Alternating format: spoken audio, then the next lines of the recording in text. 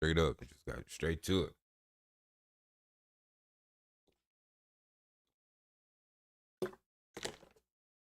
Picking up where we left off. You was up with me, I'd say maybe what, like 3 in the morning. That's what we was doing.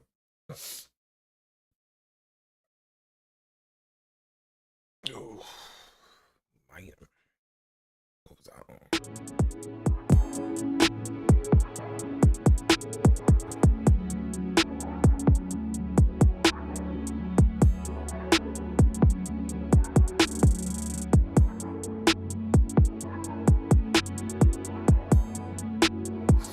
Song practice. Alright, so right now, this is the song is called Autumn Falls. And it's what I named it because it was autumn. When it was like the first day of fall. So what, just a week ago. Yeah. And then if you know who Autumn Falls is,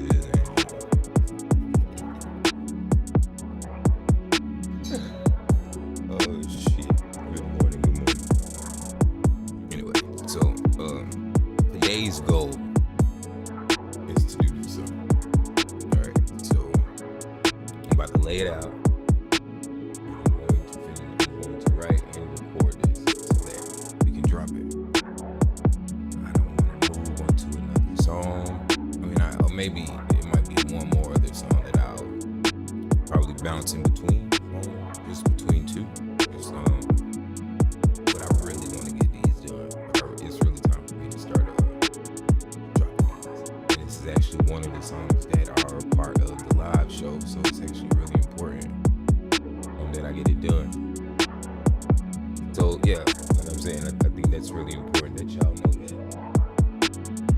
this is literally one of the songs that you'll see me perform live, and you can watch me build it up. Watch the whole building process. Obviously, every instrument that's in here, I've made it. So there won't be an iota of this song that wasn't made by me. These are not samples. I don't want to use samples. One, because when you put them online, then you might have to go through all this rigmarole of ownership and all that. I don't want to go through all that. And secondly, I just like real sounds. I just like sounds that can be easily duplicated on stage with real instruments, right? So like everything you hear could be played live. It's just the goal, right? So yeah, that's kind of where I'm at. Good morning. Hope y'all had a good evening. Hope y'all slept well. I did.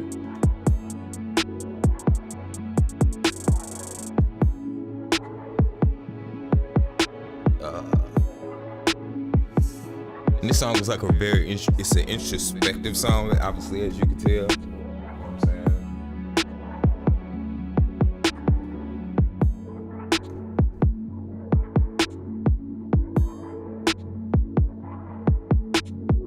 So it's a very introspective song, man, which is obviously the point of the album, right? Like, so if y'all don't know, Later Than Sooner, the Untitled Journey. Okay, whatever. It's my life story, right? And it's done in stand-up comedy. And it is also a music album that I'm performing live. And yeah, it's gonna be dope.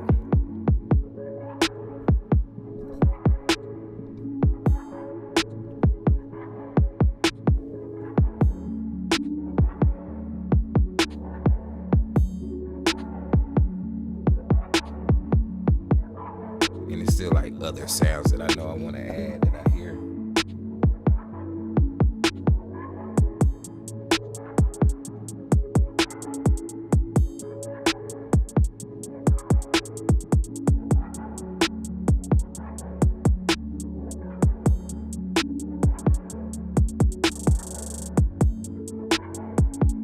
really like about this, because I got like 2 different guitars in this thing, man. So I haven't really figured out which one I'm gonna go with. I mean, I could potentially go with both, right? Yeah.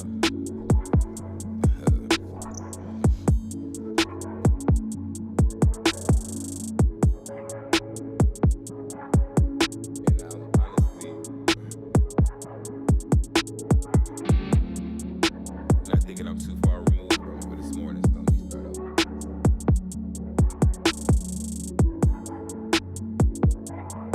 I'm gonna start off with some light, but then I'm gonna hit y'all with the shit. Then you got it bad guitar. The Usher, you got it bad guitar.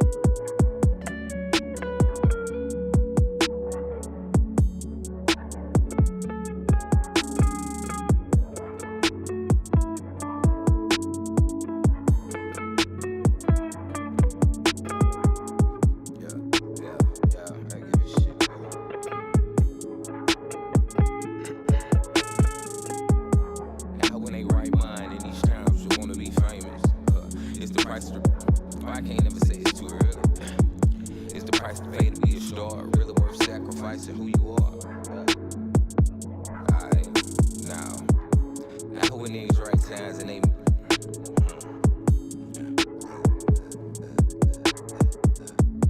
now who in they right mind in these times we want to be famous.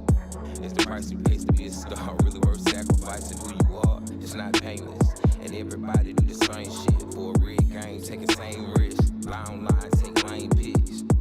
Cause they basic and do anything for a payment. And I don't sit around complacent. Run around, I stay patient. And that's patience. Run divided my payment. And the ads that I shaded. On the mob, then I don't even say shit. That agent. With no agent.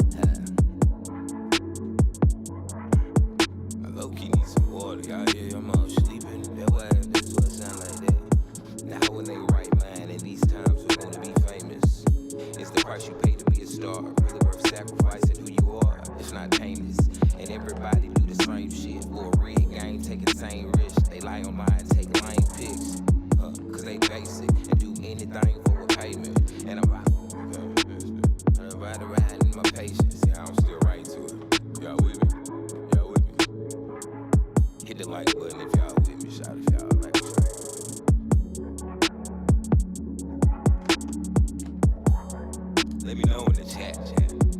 I don't even know if nobody watching, but I'm recording. And I'm posting it later, so it don't even matter.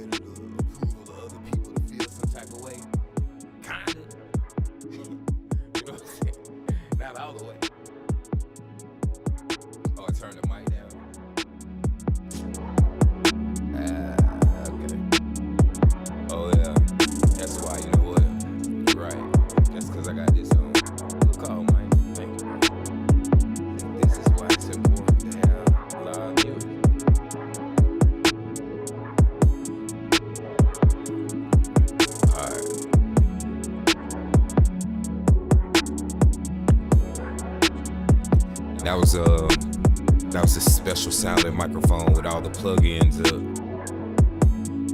It's usually the tone that I go for when I'm recording, which I'm doing today, obviously, right?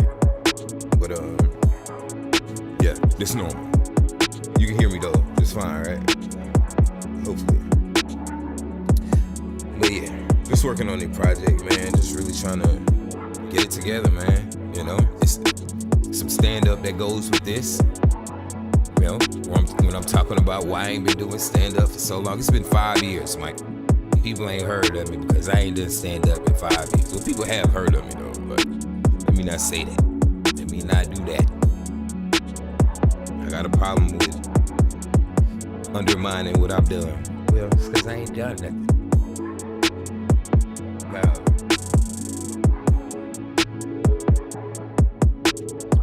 Right, I agree wholeheartedly.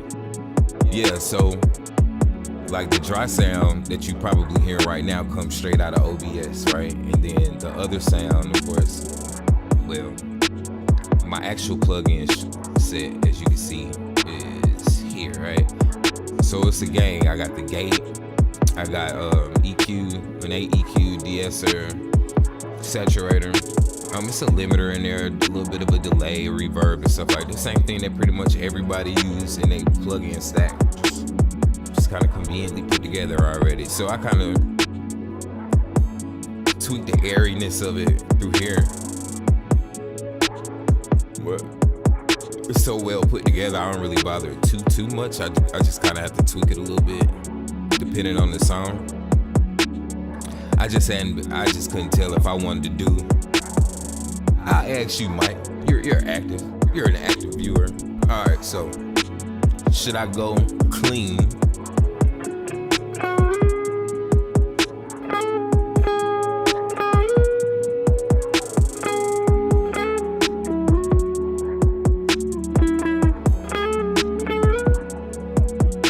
All right. Or should I go rock mode?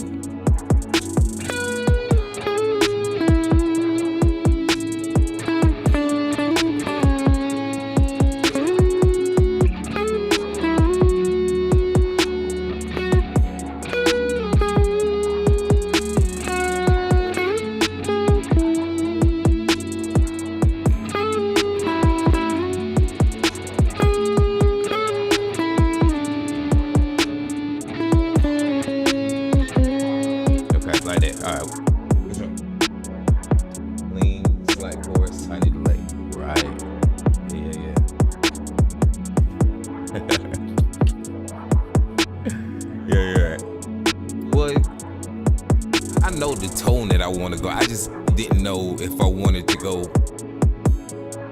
I keep calling it this. I didn't know if I wanted to go Usher Raymond, you got a bad guitar, or if I wanted to go clean, looking at you through the glass guitar. You know what I mean? Through glass.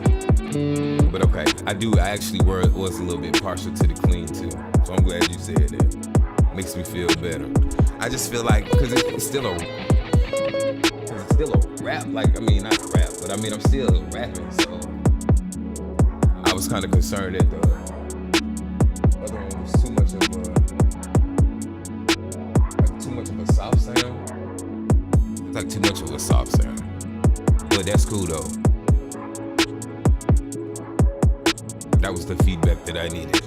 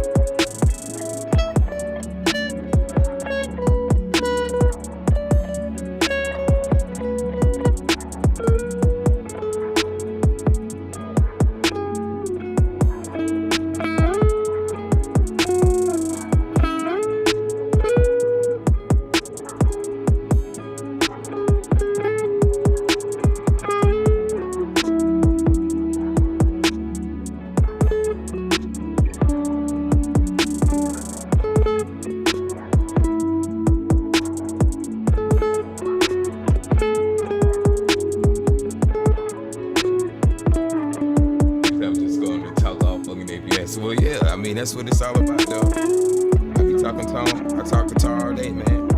When I got somebody to talk guitar with, I'm like the only person I know immediately. It's definitely in my personal life, besides my mentor, Wild.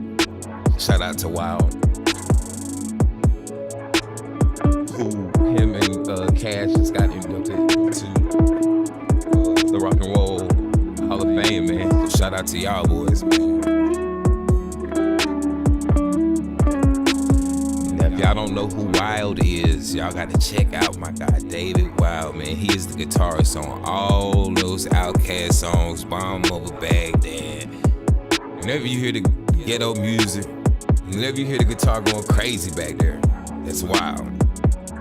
On all their albums at that. That's my mentor. I've been playing with him for like a year.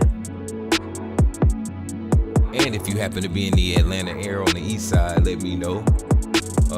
And I'll invite you to a session when we play live. You can watch us perform live on a Saturday evening. Usually at about like 10 to 8. Haven't done it in a while, maybe in like 2 months, but it's about the time to get back over there.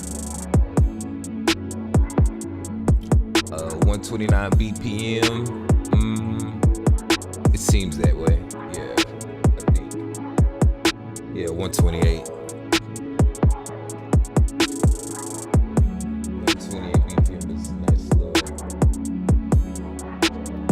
This the only thing that was throwing me off, like.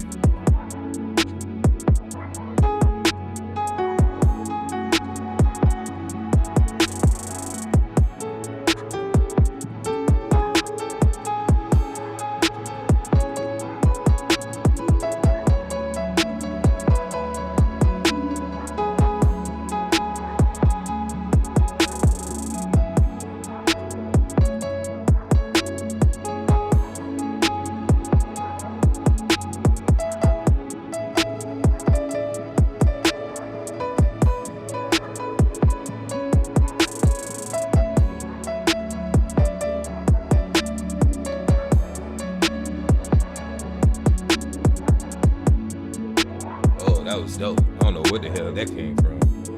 See, I'm just up here messing around, Mike. I'm fucking around this morning, Mike. Fuck around and make some fire as hell on the dope. Mike, I don't think they know. They gonna learn them.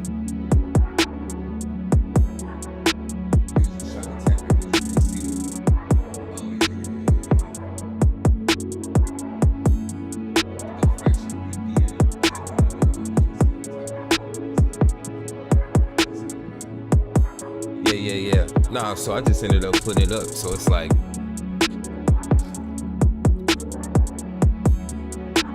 so the way it goes, it's kind of got like a little, even a little violin you hear is kind of laid out like that.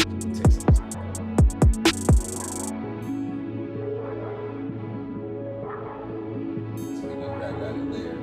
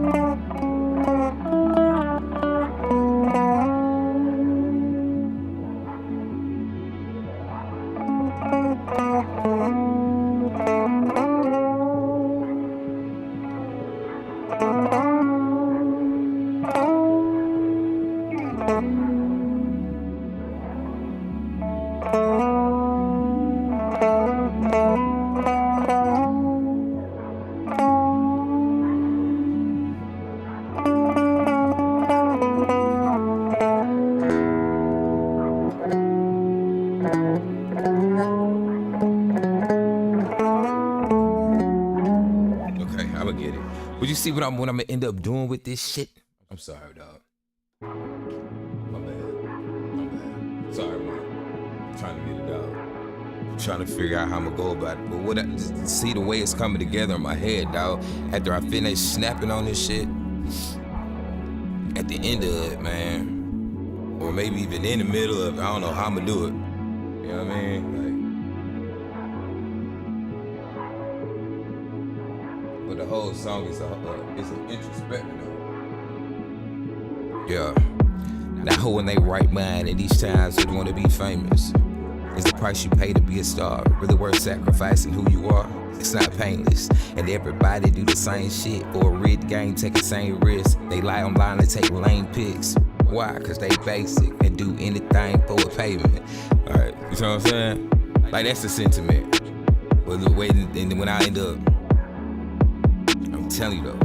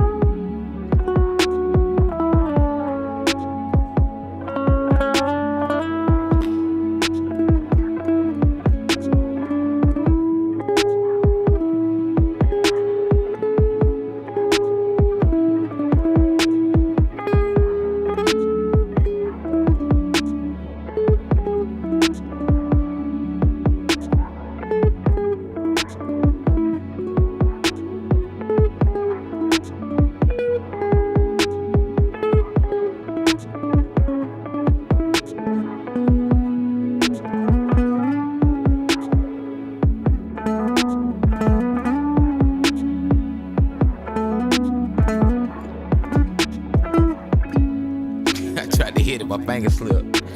You know I was going shit.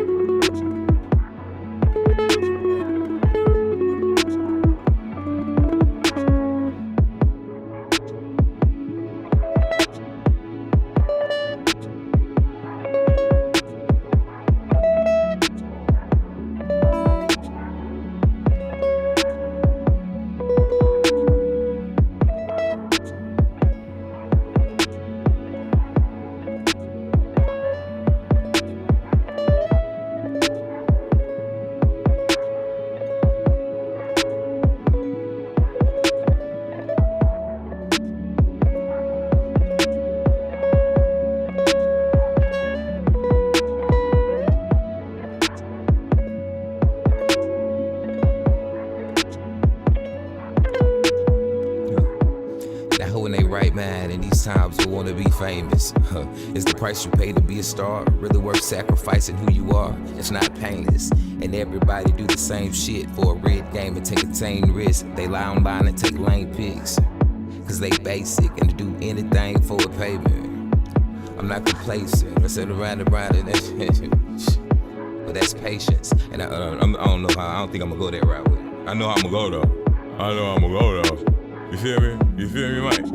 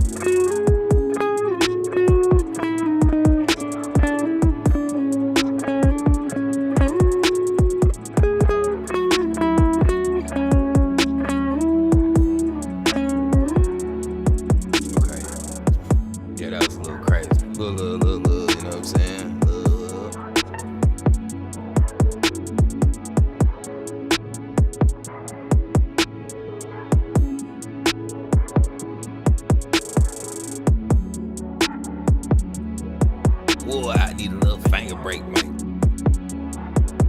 It's hot.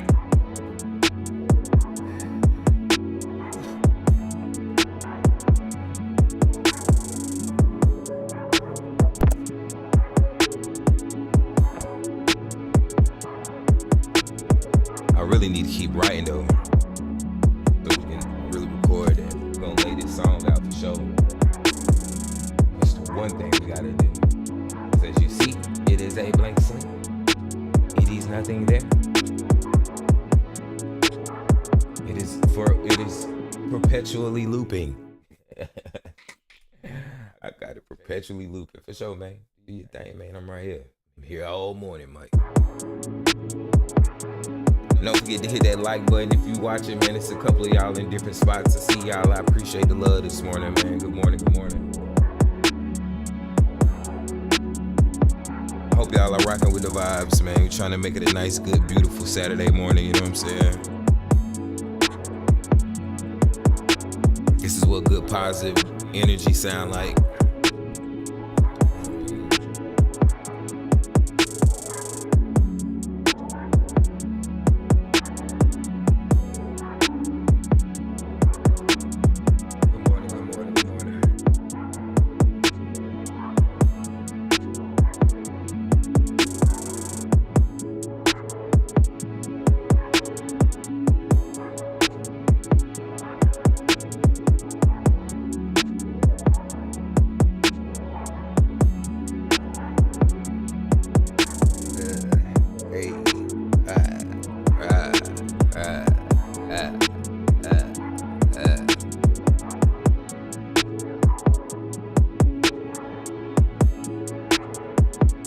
I really hate how I sound, yeah.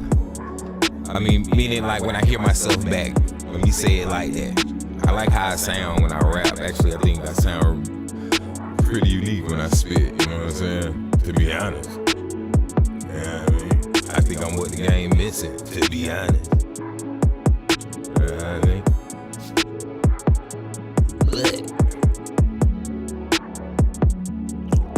I just, you know what I'm saying? I don't know. This shit right here just kind of sweet to me, right?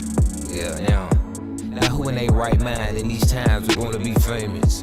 Is the price you pay to be a star really worth sacrificing who you are? It's not painless, and everybody do the same shit for a rig. Okay, I need to come that shit differently. Yeah. It's not painless, and everybody do the same shit for a rig game. Take the same risk, lie online and take lame pics. Cause they basic and do anything for a payment. So I'm patient.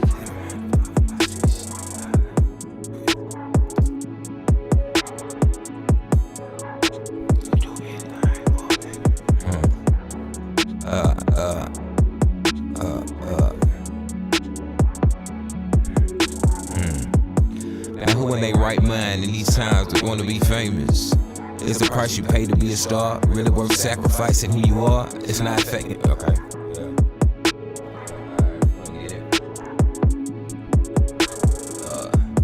Now who in they right mind in these times would want to be famous? Is the price you pay to be a star really worth sacrificing who you are? Shit, it's not painless. And everybody do the same shit. They lie online and take lame pics. Oh, for a rig game, take the same risk. I said that shit backward in the motherfucker. Said that shit backward in the motherfucker, my boy.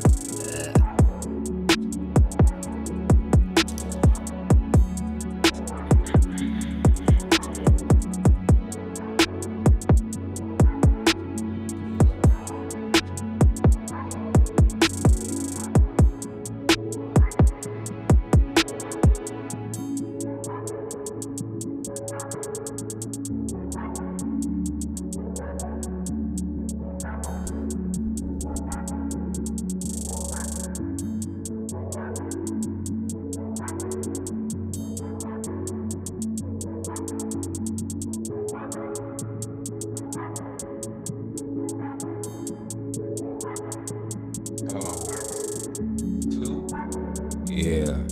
You know, I don't really know if I'm gonna have too many songs where they gonna be long, but this is gonna be one of those.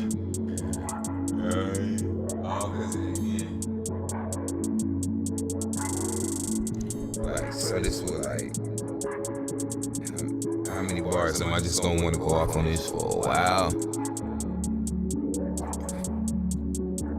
I don't know. But I do know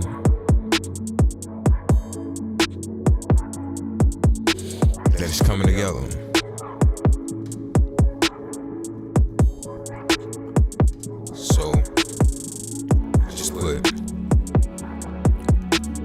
one foot in front of the other, you know? Like baby steps.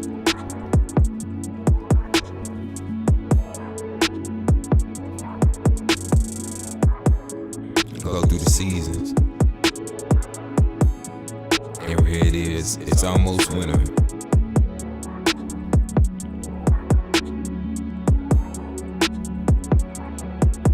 And though it's getting cold outside,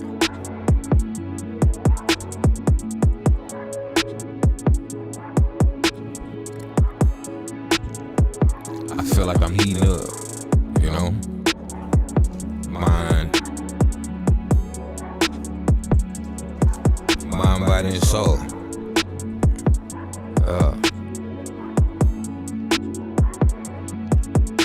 As I traverse this earth and consider the Fermi paradox.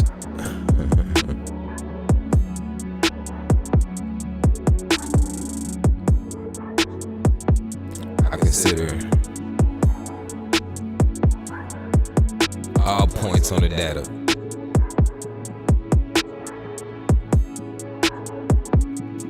As I construct and create, try to figure out what the fuck is in my head.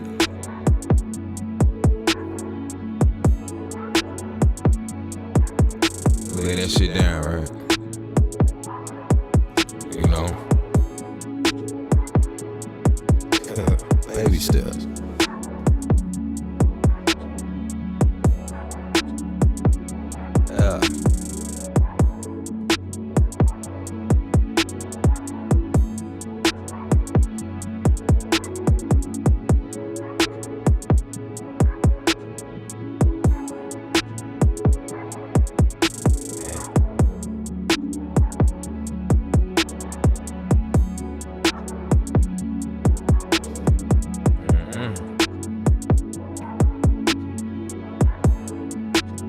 So how do I want to start it?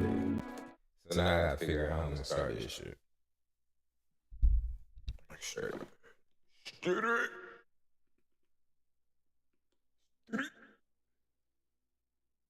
And how the kids go. Where'd that go? Alright, so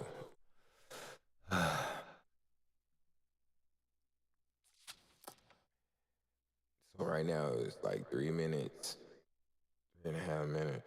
I think I'm gonna spit 16 bar. I could do 32, but that long though.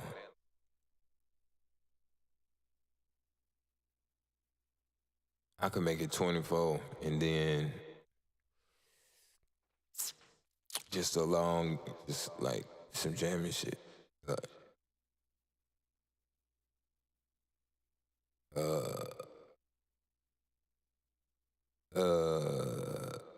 I ain't gotta be too. I can make a long version. I can make a short version. I'm gonna make this the normal version first, right? So it'll have a lot of this little intro shit, and probably do like spit it long, and then let that be there, right? Let's see.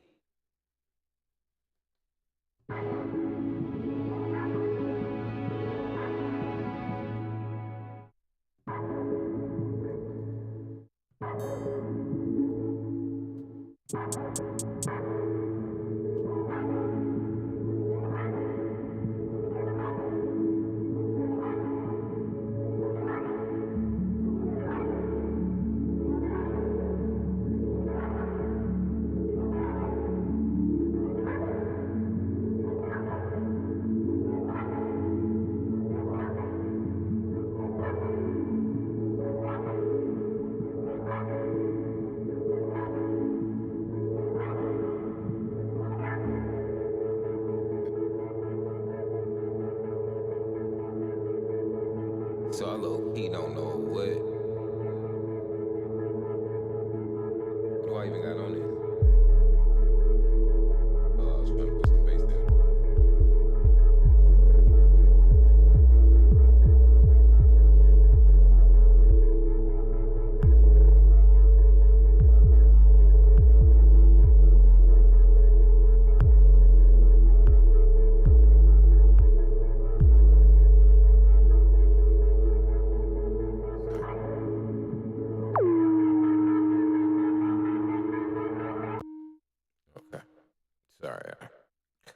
Just trying to figure out how I'm gonna start this song off. And this ain't nothing, so I don't even know why this ain't no sound. The hell is this? Yeah, I don't got nothing else. It was confusing me, brother. It was confusing me, brother. All right, let's go ahead and record this a little bit.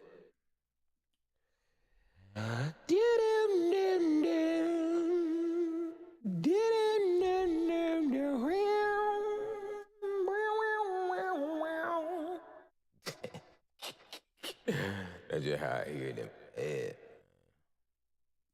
I hear that part in my head.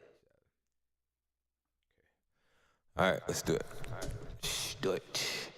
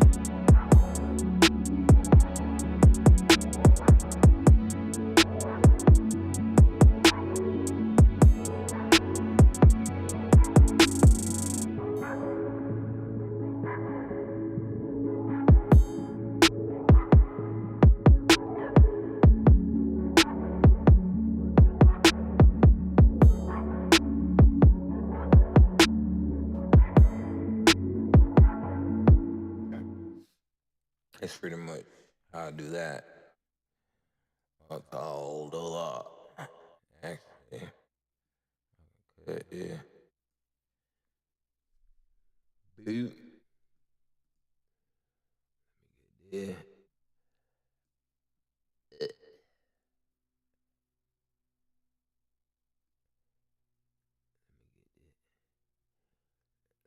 That back, bruh.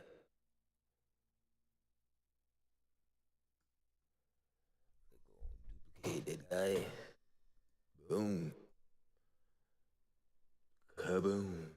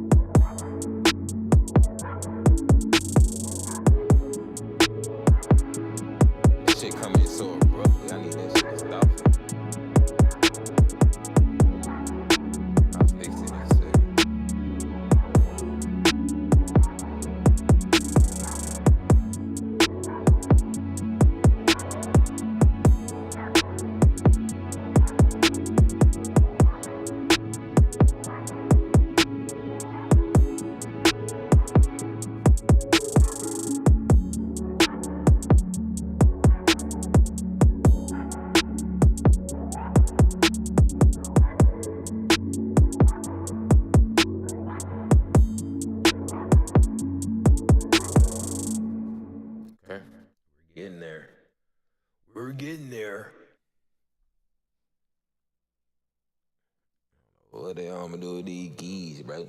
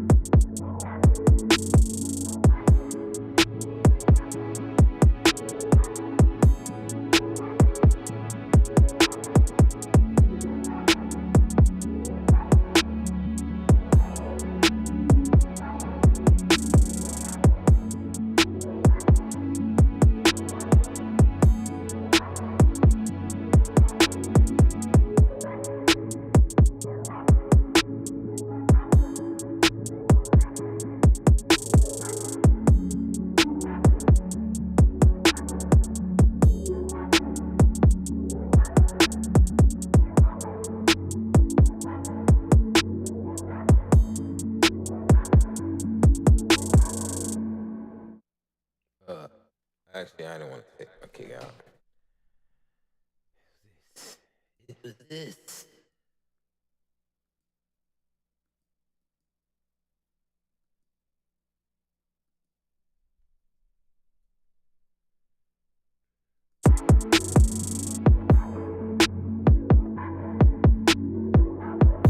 It's the price you pay to be a star, really worth sacrificing who you are. It's not painless, nigga.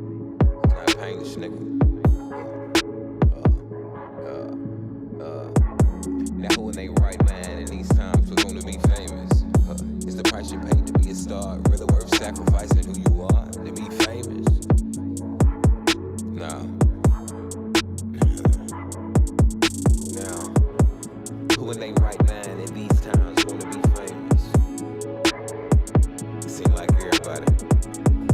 Now who in they right mind in these times we're gonna be famous? It's the price you pay to be a star, really worth sacrificing who you are. It's not painless.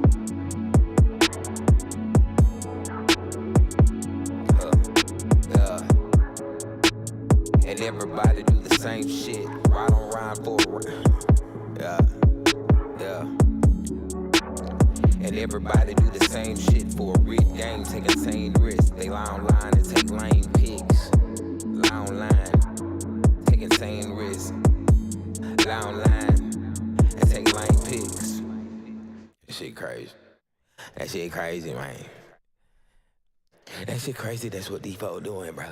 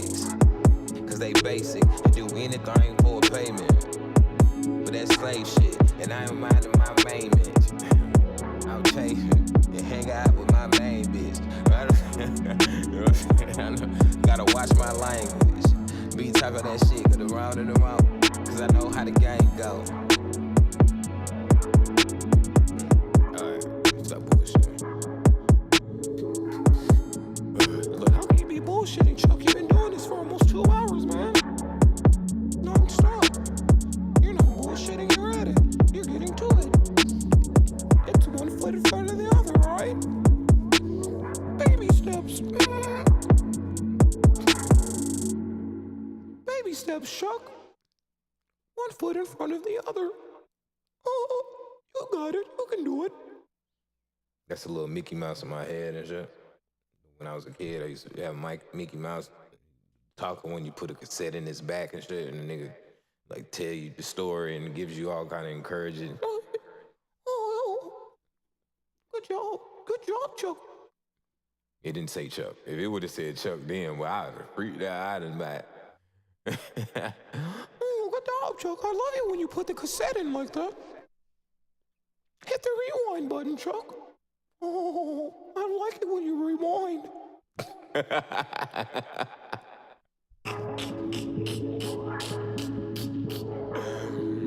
Yo, that's wild.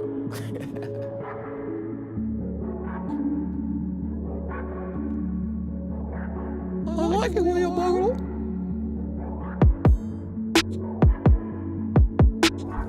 They're all gonna laugh at you. Who know where that's from? They're all gonna laugh at you. They're all gonna laugh at you. Yeah. They're all gonna laugh at you. Ugh, that's kind of like a cold little sample, shawty. They're all gonna laugh at you. They're all gonna laugh at you. You can't do that. They're all gonna laugh at you.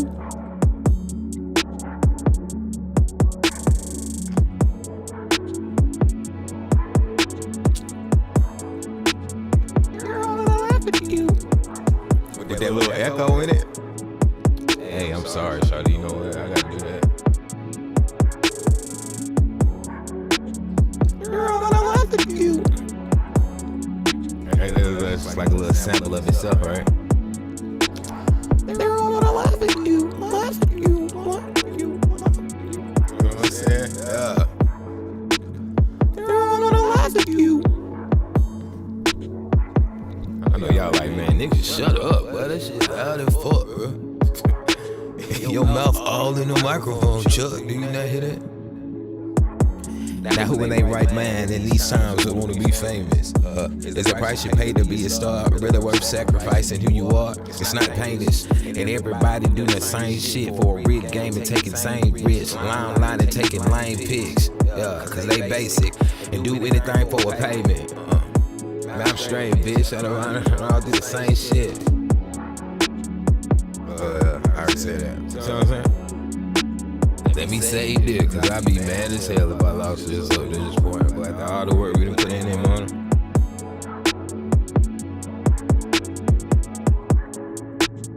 I then had to light it and knock it to somebody's head on. Just one viewer. It's only on Twitch though. It's okay, guys.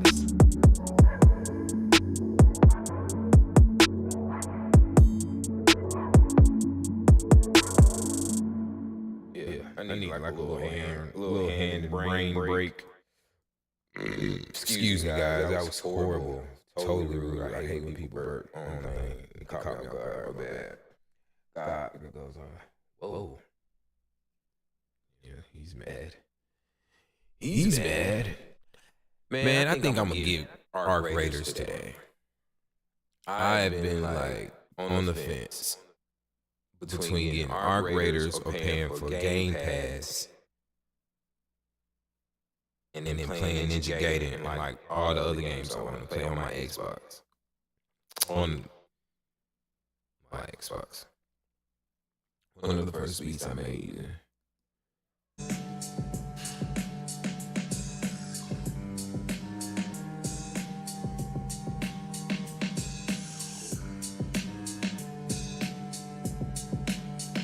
Yeah, so I come in the moonlight, strong with the strong light, hidden with the moonlight, blind at your no sight. Oh, sorry. Oh no, I shit it sound like it. You think you're an A?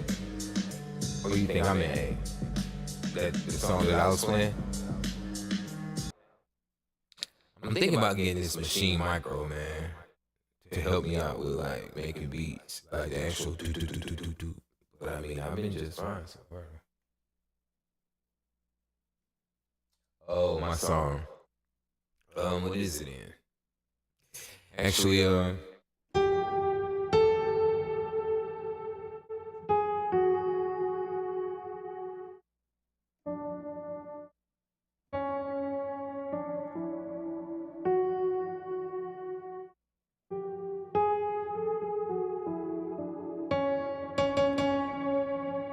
so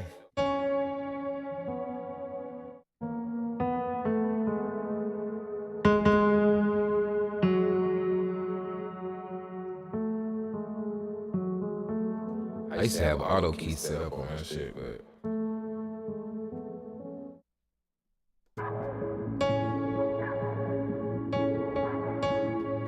yeah,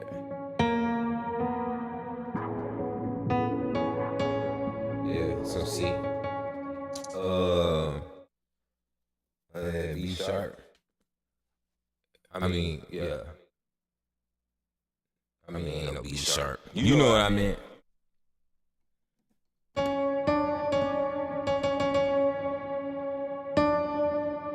So that's C. C sharp. So it starts in C sharp. My bad.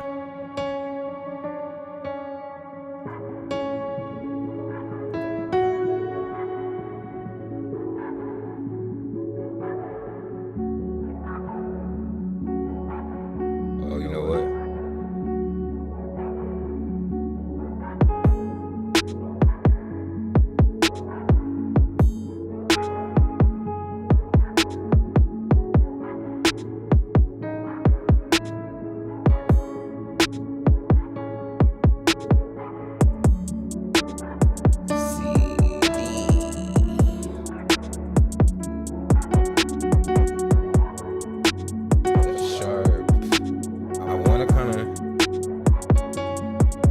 Sound more like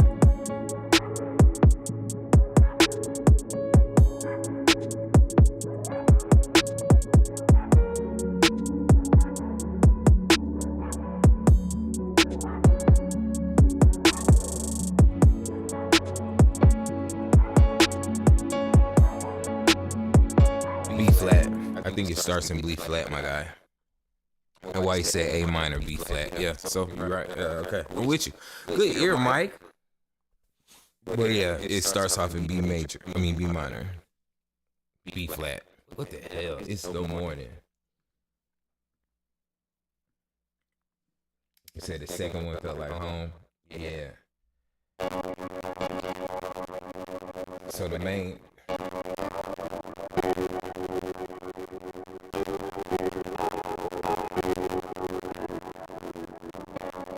Yeah. It's home.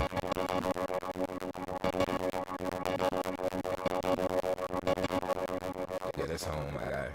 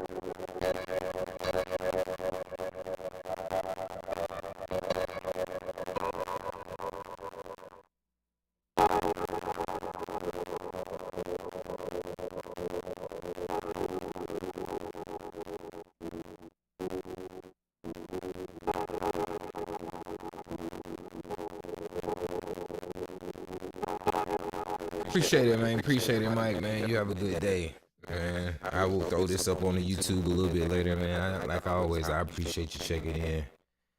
Being so active.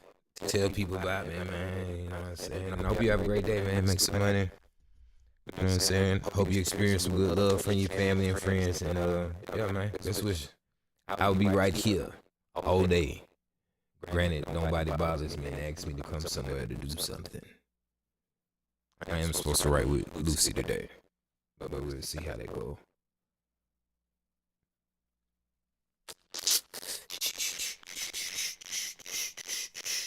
Meanwhile, I'm gonna watch some on YouTube.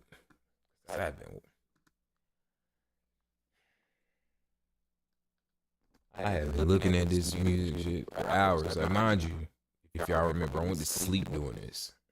I was up to what, 3 in the morning?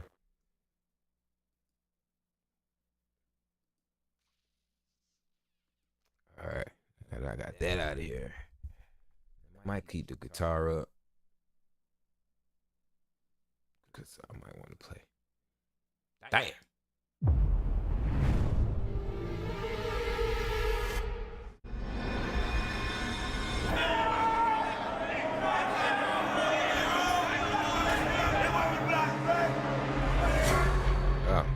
Is there anything about jail you actually enjoy or like? No, there's nothing about here I like or enjoy. We don't wish it on nobody.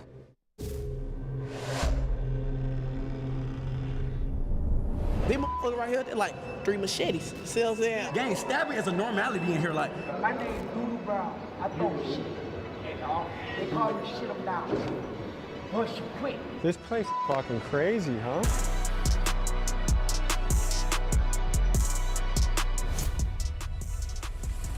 This is Clayton County Jail, and it's one of the wildest jails in Georgia. Stabbings happen here almost daily. The guards are staffed at less than half capacity. Rival gang members are crammed together, and anyone not in a gang is at a serious risk of being extorted or shanked. The food here is terrible. The inmates are not allowed to exercise, and you are never allowed outside for fresh air during your entire stay here, which could be years. And these are just a few of the problems you're going to hear about in this episode. And today, thanks to the newly instated Sheriff Levon Allen, a man who believes in transparency and is determined to fix this jail, we were granted full access to interview the inmates. From the men's jail visiting the stabbers unit, the murderers pod, and the good behavior dorm, join us as we get unprecedented access inside one of the scariest places we've ever been, and we explore the questions of fairness, incarceration, and the deeper systematic issues that are playing out in jails all across the country. Let's get to it. So we're just about to check ourselves into Clayton County Jail, stop at the gas station. Where'd you just get out of? Clayton County, I just got out 2 days ago. What are the conditions in there right now? Conditions are horrible. I'm talking about 16 rooms, supposed to have 2 people, so what, that's 32. Instead, you got about 45 to 55. It's 3 people to a cell. Okay, what about weapons and danger? It's a lot of weapons in there. Jesus Christ. The cells don't work, the doors don't work, they don't close, they don't lock. So what should I do? Don't go. That's all I can say. But I just don't want to get stabbed. That's my That's a 50-50 chance. I can't guarantee you're gonna leave out of there with the same body. What do people do all day? Talk shit, try to fight, antagonize people through the windows, gang bang, smoke weed. Good luck. All right. I wasn't that scared. Now I'm a little fucking scared, I could say. What's going on in here? Nigga trying to wake up.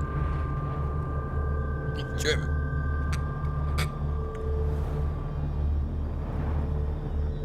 Good to meet you, Tommy. Likewise, man. Captain Hewitt, man. Good Nice to meet you, Captain. This is the team. All right.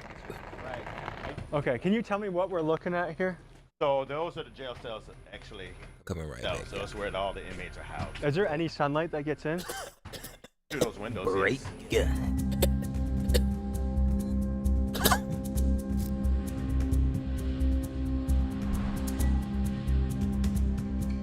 How you doing? That's Chief Green. Chief Nice to Green. meet you. All right. So Not much. See some of your stuff too. Thank you. yeah. So the sheriff. So you have the sheriff, which is the number one. He's number 2. Okay. That's the easiest way to remember. So that's Chief Green. Would you recommend staying overnight in the murder My unit? brother and me. Would I recommend it? Would I be safe, do you think? Yes, I believe you would be.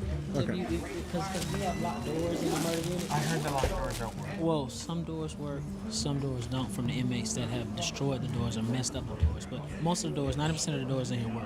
Are you guys able to put me with a cellmate who has a good reputation? For next week's video, I'll be living as an inmate in this jail. So if you see me asking the guards about staying here or shots of me in an orange jumpsuit, that's why. You mean in the jail, in the murder unit? I mean, I wouldn't recommend that, like putting you, because it's no telling what that inmate would do. I've seen a lot over the years, so I can't verify to say what's gonna happen. I mean, we've seen fights, stabbings. It's a jail. It's a jail. When was the last Jail, time there bro. was a stabbing You here? want to go in there and play? How common are knives in here? Pretty much like on the street with a gun. Just So know like that 80% everybody's of the got guys one. have. Just know that everybody's got one. You want to take us in there? Should we start this journey? We'll head down and start it off.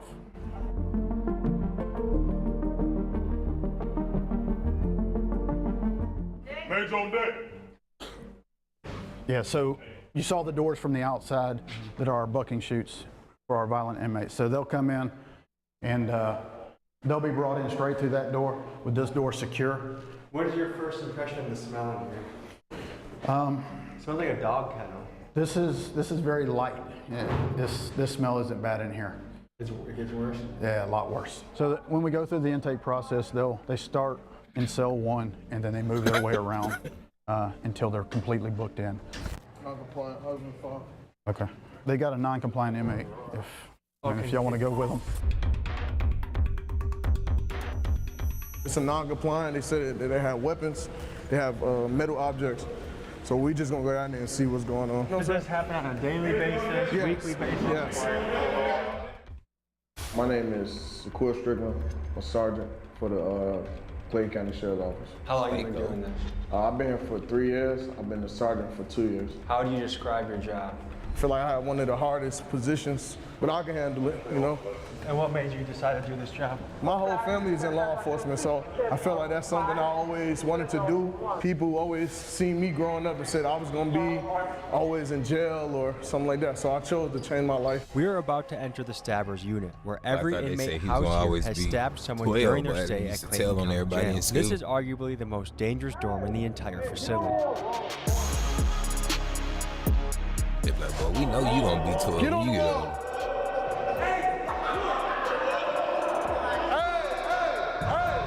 What's the issue? Yeah. Why are we having I just wanted to give a male officer the knife. I didn't want to give it to a female officer. I gave it up immediately. The only reason I acted in an irate manner is because this man just acted in an aggressive manner with spray. It felt like this man just had a gun. I'm a real dumb officer. This man said, I don't know his name, bro. I ain't trying to get nobody in trouble. It's great. So when we shut down y'all cells, there ain't nothing in there. Nothing in there. Nothing in there. We go to the right now. You may be wondering why the walls are black in this cell. That's because many of the inmates here make fires in their cells so they can cook, smoke, or melt things down to make into shanks. And over time, the smoke stains the walls pitch black. Mm. Them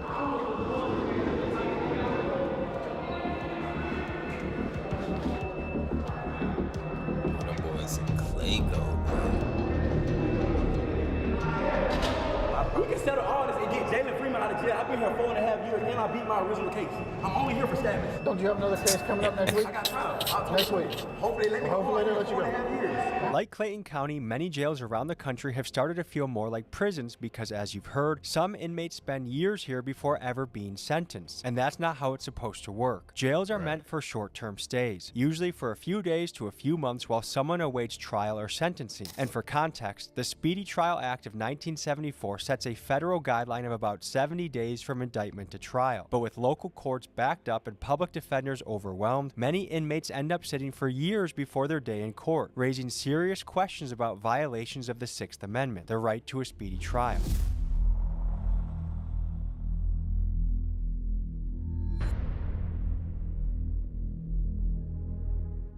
Sheriff Levon Allen, Sheriff of Clayton County. And how long have you been Sheriff of Clayton County for? Since December 22nd, 2022. When somebody's there for 5 years, somebody could say that's violating their right to a speedy trial. Like, what are your thoughts on that? Absolutely. Now, there are some different things that take place in each case on why something has taken so long. Maybe someone has not been deemed competent during that particular time. Or like maybe there have been continuances on both sides, you know, by the defense and by the prosecution. And there's various reasons on why those things have taken place. But again, my goal is not to keep anyone here a second longer than what they're supposed to be, because ultimately I need the space. County jails fall under the jurisdiction of the local sheriff, and It's Clayton good to County say that, Jail but- is ran by Sheriff Levon Allen. For 16 years prior, the jail was ran by Sheriff Victor Hill, a polarizing figure who faced multiple corruption allegations and was ultimately sentenced to 18 months in prison for violating the civil rights of inmates inside this very jail. The former sheriff was convicted in 2022 of violating inmates' civil rights. He tortured people by ordering them held in restraint chairs. Hill was sentenced to 18 months in prison. Now, Sheriff Allen inherits a facility plagued by overcrowding, understaffing, and years of controversy. And it's on him to try and turn things around. What? I remember that too. My name is Danny Nagel. I am a former prosecutor here in Clayton County, former judge, and current criminal defense attorney and PI attorney in Atlanta, Georgia. The issue is that they have too many cases, and there's no way to keep up with as many cases as there are. Everyone here, from the inmates to the guards, is well aware of the understaffing problem, but fixing it isn't as simple as it sounds. The county board considers the jail fully staffed at 123 guards, which Sheriff Allen has. The reality, though, is that the jail needs at least 100 more officers to run safely, and the county board even paid a consulting firm nearly $375,000 to confirm that, and still, they have refused to fund extra positions, leaving Sheriff Allen's hands tied as the violence and chaos continues. Clayton County commissioners approved a budget that would let go of nearly 40 correctional officers. It's a move county leaders said would save the county $10 million. So the bottom line appears to be this. Sheriff Allen genuinely wants to make this place better, but without the budget to hire guards that make the jail safer, or the option to build additional capacity to better segregate the prisoners and address the overcrowding, how could anyone make real progress? And to me, it seems like a question of human rights versus fiscal responsibility. And the problem is, due to his position, Sheriff Allen will likely take the blame for issues he doesn't have the resources to fix. Let me know in the comments what you make of this situation. They got the reason. We in 5-5. We in the hole right now. And what's it known for? Straight stabbing. This is the stabbing unit? This is a stabbing or a violent unit. The only reason the police put us here because they're saying we're problematic with other inmates and we tend to cause harm to other inmates, allegedly. Okay. But you talking about stabbing? Stabbers are mixed in with protective custody. Yes. What? Yes. That's what you're saying? Murderers with a BOP. They'll have a rapist with a theft by receiving, brother. This jail freestyle game. Clayton County don't give a f about you. So why are people said with it's traffic freestyle, citations bro. sitting in the same room as somebody that's stabbed somebody? That's a good question. These charges would come through the jails and flow through the courts in a timely manner. So you would not have such a backlog or an issue. So you could have someone who comes in for a murder, you have someone who comes in for something simple as a shoplifting, and they could be in two separate parts of the jail, and as their case flows through the court, it's done, it's proficient, and it's no issue. But when you have a backlog of cases, now you have an overcrowded jail, and you have to be able to properly classify people and also properly separate them from the different classifications. And right now, we have just outgrown the ability and the space of this jail. My name is Alexis Sanchez Breno. I just got out of Clayton County Jail. I'm currently serving weekends and for a fleeing and eluding charge. And man, I just want to say I'm currently in the dorms where the trustees at, but I've been to general population and this shit is not it. It's dirty, pipes are leaking, it's 3 to a floor. The cells are wet, there's like sewer water everywhere. Last time I've been in there, it was terrible, man. And from what I hear, people are getting extorted every day. And it's not right. Say people just get locked up for a traffic ticket and they're in there with evil people, like real criminals, and it's just not fair. Well, so even a minor traffic infraction, like you might get hemmed up by some people in the jail and be like, hey, you know, you're gonna send us money to our cash out or we're gonna beat your ass, or we might stab you or kill you or do something worse to you. It happens quickly. Can you give me a tour? Those are the showers over there? Yeah, no, hell yeah, we give it to it. Oh, hell yeah, let me see you going there. Look, we ain't got no shower doors in it. We ain't got no shower door right here, right? You guys just have to shower out in the open like this? Yes. Yeah, we got a shower like that. But And if a female's in the booth, they're gonna say indecent exposure, which is why we ask for light showers and intake. Which is what So we do you guys have to, like, one guy like us to protect the shower while the other guy showers, or what? Nah, we just go on the other side of the bedroom. Hey, but look, back to what I'm saying. These motherfuckers right here, they're like 3 machetes. See what I'm saying? How do you make a machete? See what I'm saying? So you just kick this motherfucker off, he gonna come off. See what I'm saying? I can kick him off. I don't have about 5 knives. Oh, that's why you see they already did it. If I was to bust somebody, I would want to bust them with a flat piece because it's Niggas hard done to already stitch made up. a few, A huh? rod, they only leave marks like I got hit with a rod. Gang, stabbing is a normality in here. Like, it is very common for you to pull up on inmates, some of your stab wounds. They'll come out in their jumpsuit. I'll show you. Like, Was that a shank? Jeez. Oh shit. This is what they gave us. What goes through your mind knowing that 9 out of 10 guys has a shank walking around? Like what goes through your mind?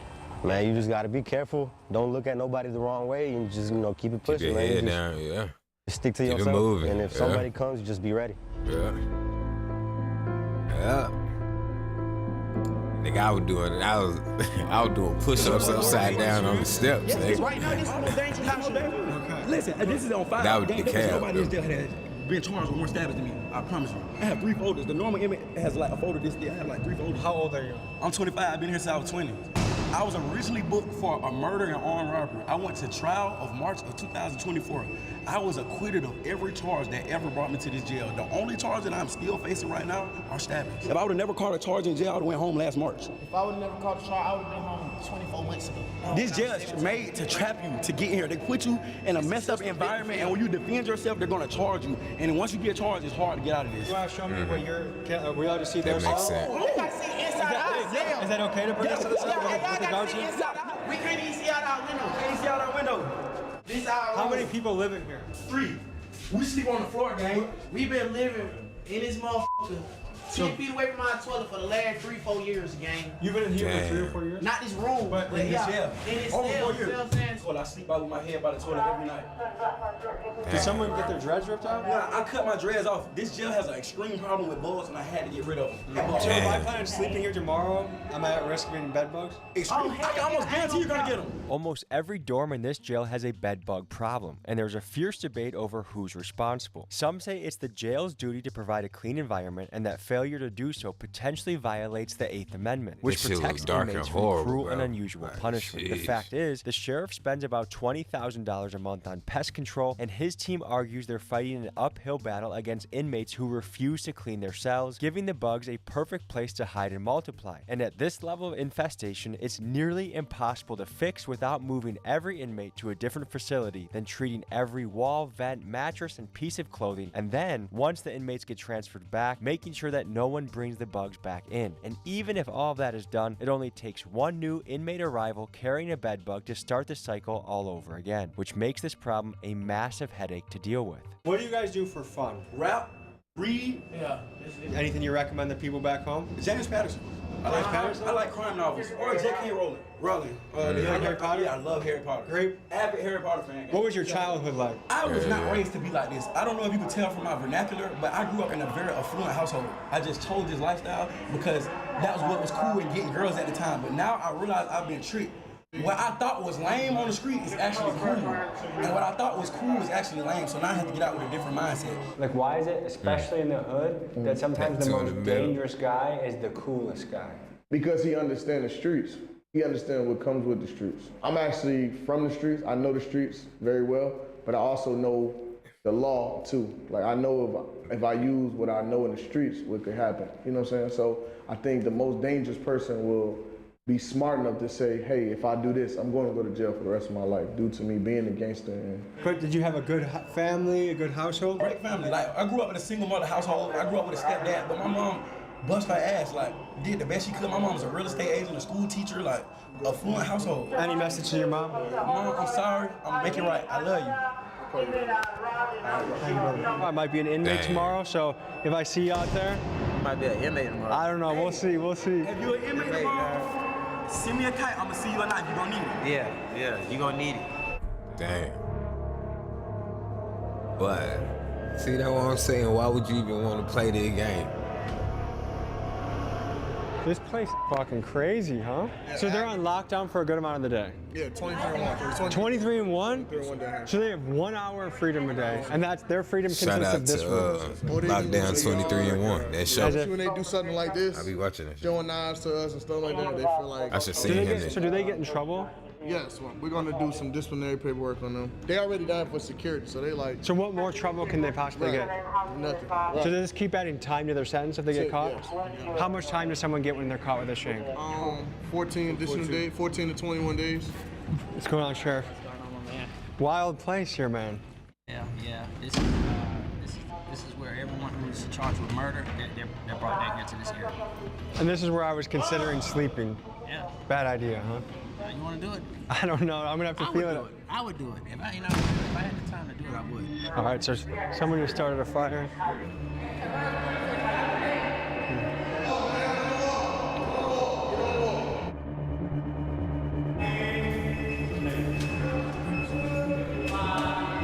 Holy shit, that doesn't even have Go to the wall. Window? All them trays on the floor. Saw them plastic trays on Go the to the floor. right wall. Put your hands behind your back. You don't go down here, y'all. See, burn the hole. They don't need lighters. All they need is a positive and a negative wire connection. They can burn paper, stuffing up the vents, destroying the cell. Everything in here was brand new. As you can see, confident. These are tactical moves. Well, that nigga had. Ooh, he was in there burning. The wire connection. He was in the middle of burn. And it starts to fire. Okay, Sheriff. So one of his complaints is going to be about onions on his tray. We already verified what's on his tray. What he's allergic to. He's not allergic to onions. So that's something he's about to complain about. You tell me he was allergic to onions? All right, Not at the time. All right, that's what I'm saying. So you gotta make the stuff make sense, man. I'll make sure that the nutritionist speaks to you again. And make sure you tell them everything at one time. All right? You guys do a 23-in-1 schedule? Mm-hmm. What do you think about that? I don't have a problem with 23-in-1 because it gives me a lot of time to think about my actions and the shit that I've done wrong. What? That nigga was gaslight. That shit. He threatened to kill me earlier. Now we friends. What kind of shit? We smoking ice in here. We smoking strips in here. We got the cigarettes in here. And my name Doodoo Brown. I throw shit. Damn. They call me shit them down. Push quick. Those were his feces he just walked over? So if you look at his door, 5108, you see the glass is missing because he takes and builds fires and puts it up against the glass and melts the glass out of it so that he can then take and throw feces on officers. He's a regular feces thrower? Yes, on a very regular basis, daily. He said typically daily. How would you rate this if your worst unit is a 10? What was this unit? That's so nasty. Jesus. Okay, so this is the murder unit. This is the murder unit. So if you look, when we go in the door from the left to right, you start with murderers and then move around to aggravated assaults. And keep in mind, every inmate here is innocent until proven guilty in court. But here are the facts. Out of the roughly 2,000 inmates housed in this jail, about 200 are charged with murder, and another 600 or so are here on attempted murder charges.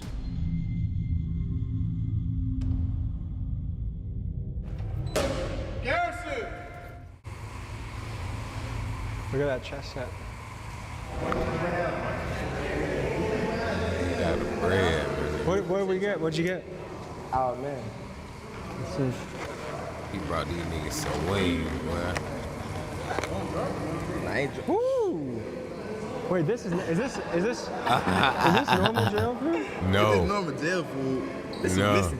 It's simple out there, but it's a real blessing. You feel me? When you in here, you learn to be grateful. That's one thing we always talk about. Like, be grateful to walk outside and just look at a tree. You feel me? Something simple, something just. Yeah. That's a great. To walk outside and look at trees and just be happy to be alive is a beautiful thing. But just be grateful to be free, but. Blessed feeling, for real. What unit are we in right now? 7-1. We on 7-1. What is it known for? Depending on who you ask, they'll say this is the more dangerous charge.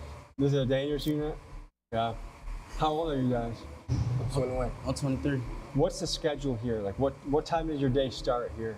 The day start early. Breakfast trays probably come around like 3 in the morning, 3 or 4 in the morning? Yeah. That's early. That early. How good's the breakfast? Type of question that. Bad? Anything grits, one day oatmeal the next day good. It ain't good. I don't really eat for real. I'd rather find me something else. Does time go by fast or slow in here? It really go by fast to me. Huh? I've been locked up like 52 months. Does that feel like a long time to you? Nah, it really still feel like I got locked up yesterday. Is there much to do for fun around here? It's all about how productive you can be. You feel me? find a way to keep themselves occupied, keep their mind off of whatever it is going on. So what's your hope for the future? That I get to see everybody I'm around in these rooms on the street sooner or later. I hope for the future is go ahead and get back out there to the streets. What kind of household did you guys grow up in?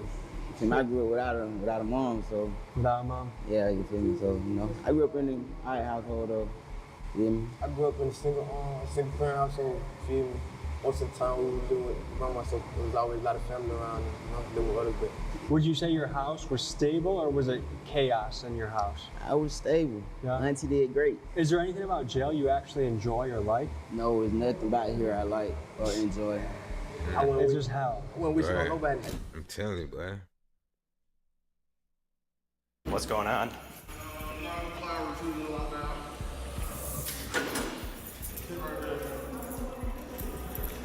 So what happened? I'm Tommy. Chris. I was at a dorm and I was talking to another person. Another person walked up to me and started hitting on me. And I got hit in the face a couple times and they've been trying to take me medical and take care of me since then. What brought on the attack? Some people are not placed in the proper units where they should be. Like some people are mental and they shouldn't be in population with regular people. So it's a classification problem right now going on in the jail. So someone that was too aggressive and violent was in your unit? Yes, sir. Did it have anything to do with like They beat property or his gambling or anything ass, like that? No, sir. Okay. I got my sister home and I like my food. I'm big. I like to eat. Is it hard being a white boy in this jail? In Clayton County, yeah. Are you unaffiliated or do you have any crew that can help you? I'm unaffiliated. And how is that being unaffiliated? Is that a risk? Could be, but I mean, I've been here for 2 years, and I've been stabbed one time, and I've had this incident. But like my incidents were isolated incidents. They won't like no gang shit or nothing like that. So you've been here for 2 years. One of our rights as an American is to have a fast and speedy trial. They're not all that. I've never been inside of a courtroom. I've never seen an attorney.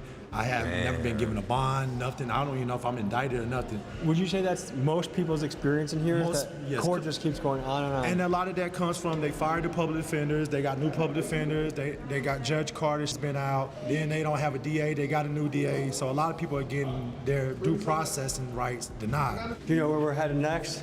This is the inmate working dorm. These will be the kitchen inmate workers, from back dock sanitation, the cooks for the kitchen, every trade that comes through the jail as far as the inmate eat. These fellas right here work very hard up in the kitchen to get the job done. Thanks for having us today. Thank you. So tell me about this unit. We work for the jail, basically. This unit is kitchen workers. So everybody in this unit comes together, makes food for the kitchen, cleans the kitchen, dishwashes. My main thing is serving trays. So they'll have me on the line, sanitizing or serving trays. Just simple things like that. Everybody in this kitchen works hard, man. 12 hours a day, 13 12 hours a day? 12 to 13 hours a day, and we don't get too many perks. Are you guys for it. paid? No, we don't get paid. Now I've heard some jails do get paid. That's a blessing. But What do you no. think about that? You got to take the good with the bad. You know, I think I've been to this jail and I've been in different sections before. I've been in dorms where they have lice, where they have look at Buddy in the gray shirt I've paying seen one attention person to with him. 100 I pieces think of he lice probably on is his smart on jumpsuit. There's You dorms can where see people how getting he was stabbed for standing. no reason. Innocent civilians getting stabbed, gang members stabbing people for no reason. So it's better to be in here than in some of these other dorms. That's what I will say. You guys want to give us a little tour? Tell us what goes down here, what the schedule is. Show us your spot. This is my little cut. I sit over here, workout. I call this my front yard. So this is an open bed? Yeah. So anyone new that comes in might get placed there? Yeah. Okay. You're built like a brick shit house. What do you do to be so jacked? On the streets, I'm a personal trainer, nutrition, and massage therapist, Really? a sports coach, and a weight loss therapist. Just got into a little BS, and now I'm doing a little bit of time, but I work out on the streets. I try to motivate a lot of the guys in here to work them out because we work so hard for the jail. It's kind of the only thing that's going to keep their bodies from completely breaking down because 7 days a week, no off days, Really? 10 to 12 hours, man. We're working non-stop. So what are you doing here to be in shape? Like what are your go-tos? Well, I actually designed to work out. I mean, it's something that comes out of this. So basically, I do a lot of pull-ups, squats, different variations of push-ups, Is there back a arm place to dips. do pull-ups in this room? Yeah, well, I jump up there and grab the bar, even though I'm not supposed to be on that motherfucker. But yeah, I jump up there, grab the bar, do This pull-ups. pipe right here? They get mad though if you do that? Yeah, because they don't want us working out in here. Why? I don't know, but it releases So are endorphins. people technically not allowed to work out? Yeah, technically, we're not really supposed to be working out in here. We'll make water bags and of course they're I feel gonna like pop working those. out is what gets people mentally healthier. It is. It's the one thing you got. So how many guys call this place home? I think right about now there might be around 41 of us in here right now. So this is a question. Some there's pretty much two sides of the coin. Some people say, you know what? If they committed a crime, throw the book at them. They don't deserve nothing. This is how it should be. Other people say, hey, it's inhumane. There should be better conditions. Like, what is the answer when it comes to prison or jail conditions, do you think? I guess when you do something wrong, you go through whatever it is to go through. They make things nice. They can make a brand new jail for us.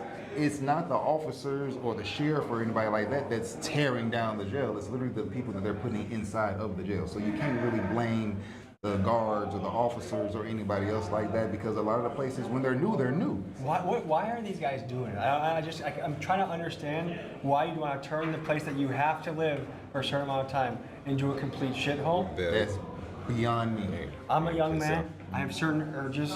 How do I take care of that in prison, jail? You can go in the stall, leave it in the toilet. You can go in the shower, leave it in your towel. You know, if that's what you got to do. And everybody sleep, pitch a tin in your fucking rack and go crazy. You know, it's gotta get creative, I guess. Soy de Honduras, trabajo en el área de la cocina, tengo aquí 23 meses, me acusan de narcotráfico, he ido a 2 cortes, no tienen ninguna prueba contra mí, no hay control, mucha gente la navajean con cuchillos, mucha droga. Man, we seen people get stabbed up and the officers just staring at them.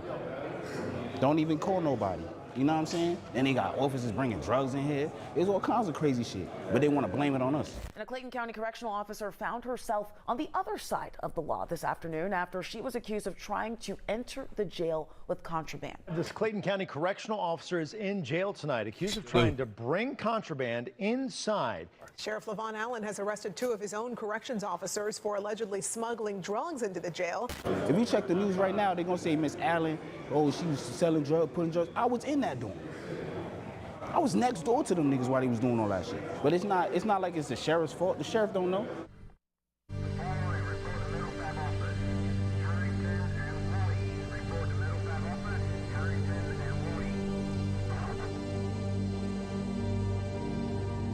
What are a lot of these stabbings over? People trying to get respect. Somebody probably did something to their person on the street. They called, and now they stabbed them for basically bragging rights. They paying. That gives them more time. Yeah. How much more time? It all depends, because now the judge, they can run it concurrent to what they initial charges is. You know, if they already here for murder, they gonna say, oh, you only here for murder, and you got an ag assault. They ain't gonna really do nothing to it. So they feel like I could just stab you and then. This is the confiscated shanks. Woo. Sheesh. Which ones are the most dangerous, you think? Like the Anything that could poke. I think those are the most dangerous right there. Yeah. All right, so them where are little we about soap to go? little. Oh, we can go to 3. Is that the mental health Yeah. unit? Have we been in this one yet? No, sir. This I is was the gonna say he mental wanted Mental to health. do This that. entire place. You got the medical dorm, section 6, and the rest of the old man dorm, one of the old man step-down dorms in dorm 3. Next up, we visit the mental health unit where inmates housed here are battling psychological issues ranging Look at from it. thoughts of unaliving themselves to schizophrenia to inmates that have not yet been diagnosed. Shot up there pouring water, the other nigga over here half naked, yelling at everybody. Oh yeah, they crazy. Oh yeah. Oh yeah. Tell me about this place. Hey, they violate people's constitutional rights out here. Hey, is this supposed to be a mental health door? It's all filthy and stuff, you know what I'm saying? He alert. They have been 3-day due process and probation supposed to come see you in 17 business days. I haven't been seen. So I keep calling my family. They keep telling my family it's on a public defender. Then they say I don't have a public defender. Then they trying to put it on a probation officer. They're giving my family to run around. Tell me from your point of view what's going on here. So basically, it's just a mental health unit. Just this dorm or this one, this one, this one? 1, 2, 4, and 5. And what gets someone qualified to come in here? They get evaluated by mental health, the mental health staff here, and they go by the medication that they taking, and that's what qualified them to come in mental health. So do some of these guys more so belong in an asylum than a jail, you think? I feel like they belong in a real mental health facility. Is there places like that anymore? Yeah. It's just the bed space. It's just a lot of other people that's in other counties that got to go there. So they just wait on bed space to send these people out too. Most of these people are here for criminal trespassing. Between 1, 2, 4, Criminal 5. trespassing is the most common crime that they're. Criminal So just trespassing. loitering? Loitering as well. I'm sorry. Really? Loitering. Yes. Crazy. Then they can't pay their bonds because they've been doing this so many times. What brought you into jail? Criminal trespassing. Well, I thought of when you trespass on somebody's property, not the property that you live on. See, I live on the property in which I was deemed criminal trespassing. Is this your first time being criminal trespass? Yes. Okay. So how long are you going to be here for? Well, it just took place this past week, so I'm hoping not to be here no longer than the time it takes me to go to court. Hey, y'all look at this. It's from these bugs and stuff in this jail, man. All over my What kind of bugs you think? I'm not really sure, man. Like bed bugs, bugs? body lice. It's in between my How long have you been here? For about a little over a month. And what are you here for allegedly? Originally an escape charge. Were you in Georgia prisons? Dirty before black this? boy back How there does, too. how does prison All compare of to us in jail? there This dirty. jail's by far worse than any prison I've ever been to. Really? Waco. Because right now Georgia prisons are bad, right? Yeah, this jail's nasty. Can you tell me what all the mattresses on the floor are for? Oh, all the mattress on the floor is because they don't have no bed space. Overcrowding is a huge issue here. The official capacity for inmates is 1,535, but there are typically between 1,800 and 2,000 people here at a given time. This has pushed this facility to the breaking point, with inmates having to sleep on the floor of their cells or even on the floors of their pods, and it's just another contributing factor to the chaos in Clayton County. It's been going on since I've been here. I've been here 2 years. 2 years? Yeah, 2 years. That seems like a long time without a trial. I haven't seen nobody. I haven't got a bond. They just, once they lock you up in Clayton County, they forget about you. I'm from Miami, and the court system here is not good. It's not good at all. They'll leave you in here for months and months on a petty case or even a big case.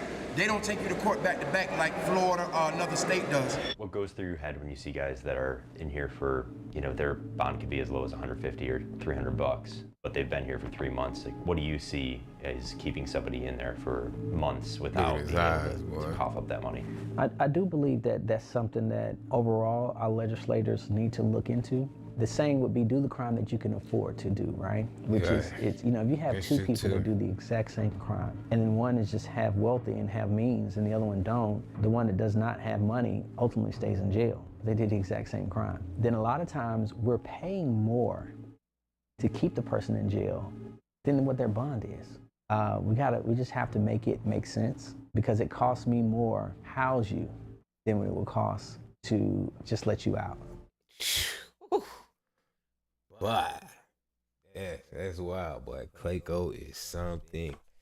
I need a second, man. I gotta go pee. Give me a quick break. We're gonna keep this story going. Clayco is wild. Oh. Why? We'll be right back.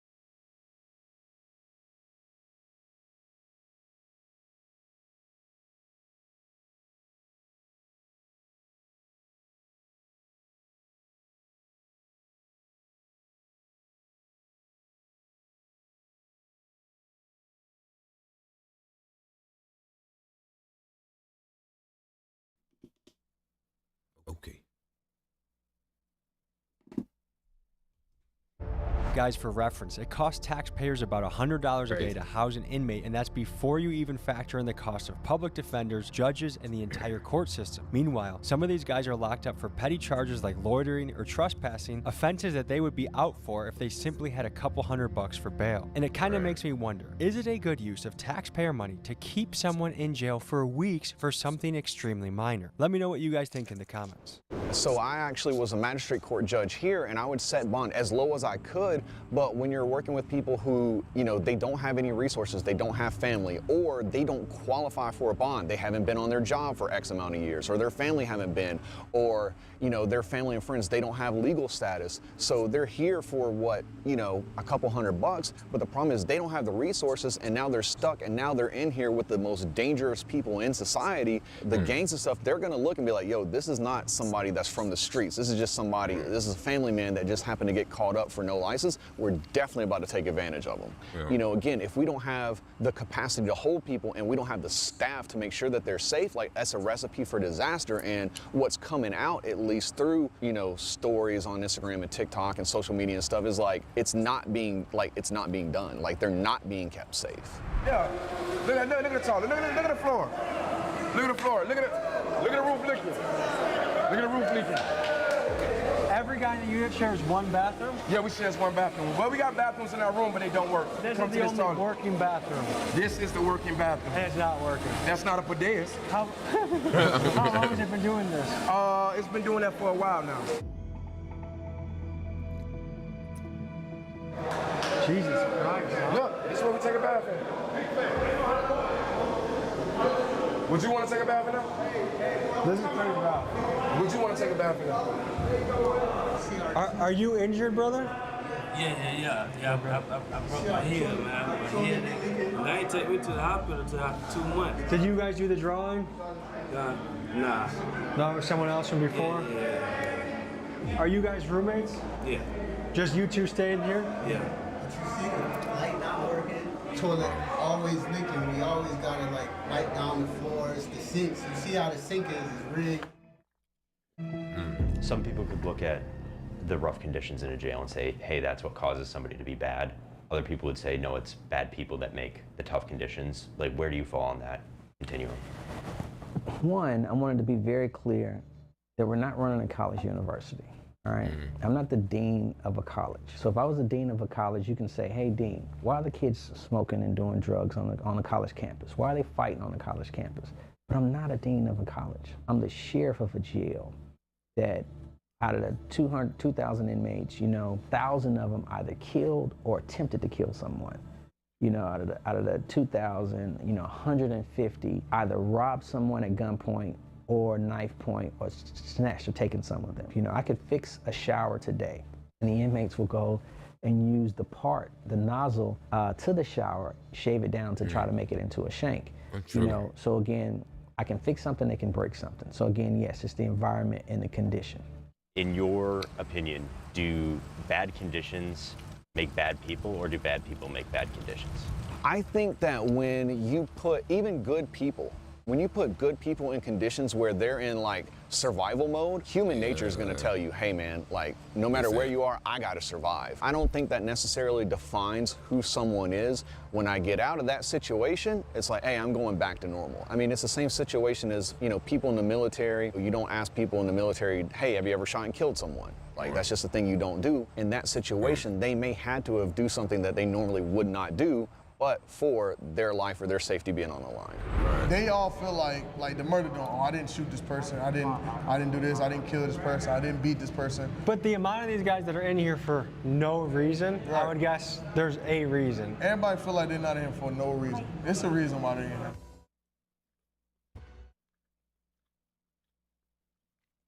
We're about to go into what unit now? The alternative lifestyle dorm. What does that mean? The LGBTQ community. Are you forgetting some letters? Emma? You're being so Emma, sir, I don't know how to say it. Hell no.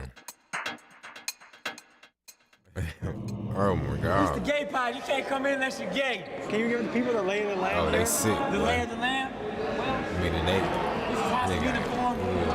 Alternative lifestyle, orientation. Ain't too much violence on this floor. Lot of It's pretty much love. laid back. How do you get? It's a lot of good.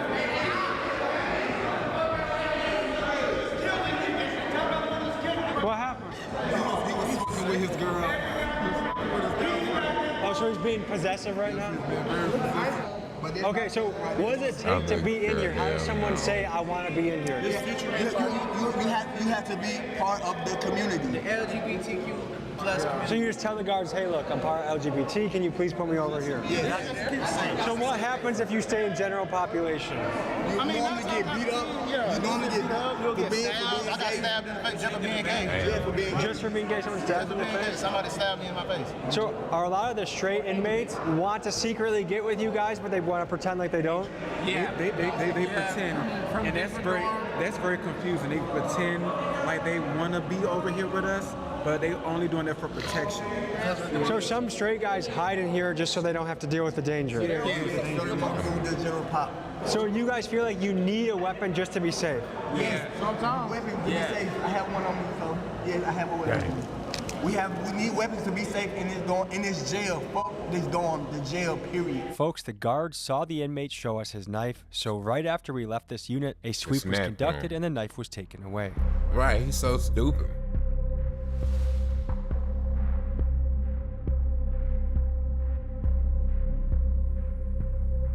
You gonna get time, yeah. Okay, couple of questions. What do those guys in Unit 4, what happens if they're in the general population? Hey.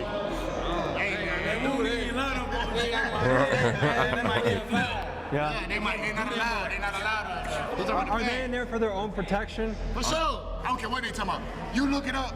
Them folks got more DRs than anybody need to be. Them folks wild. DRs? Yeah. What's DR? Disciplinary report. Oh, okay. You feel me? Them folks, them niggas crazy for real. They talking about us. If we wanted to spend a day here tomorrow, is that a good idea? That'd be good. That'd be good in here. Is it overcrowded enough? Look at these folks right here. So where would we sleep if we stayed here? Right here. Man, pull up right here. Look at this shit going on, man. Oh, no. It don't even matter. Look. This shit going on, man. Might be some beans. Look at this shit, man. Shit good. I ain't gonna eat it, but it good.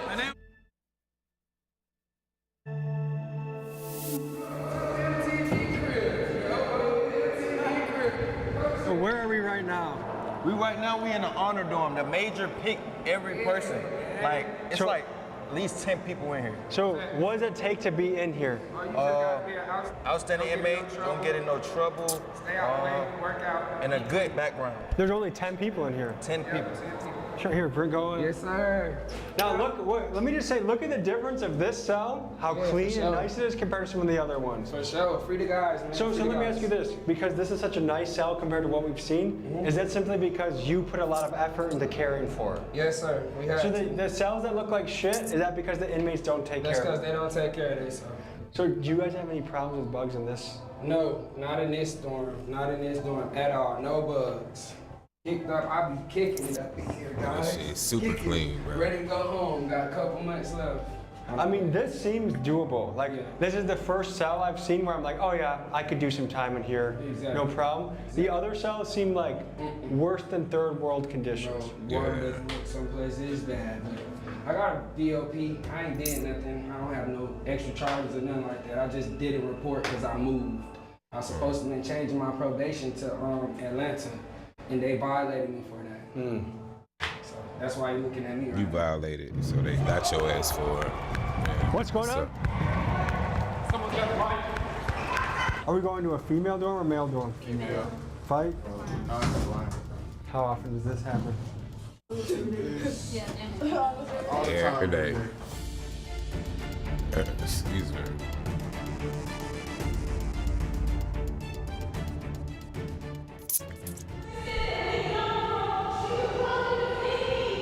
So I think a girl is saying that someone's trying to jump her.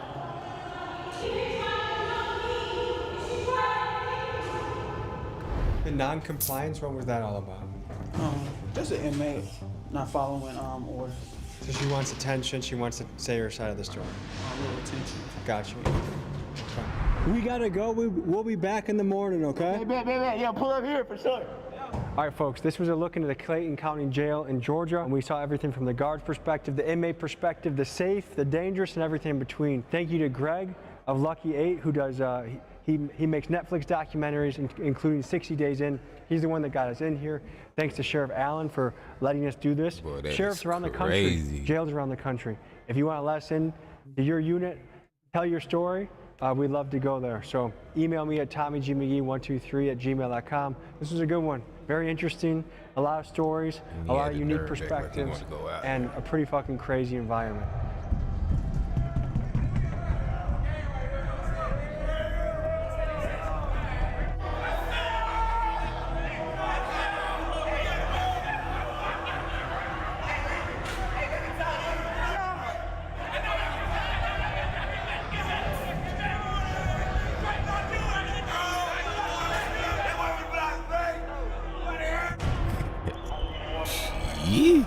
Very interesting day in the job. A lot of thoughts going through my head.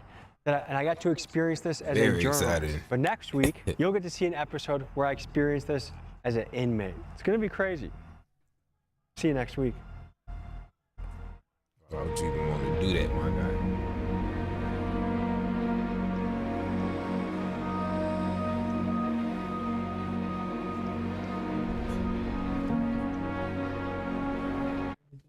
Oh, hold on. Make sure you get that like, man. Y'all be sure to go check out Tommy G, man.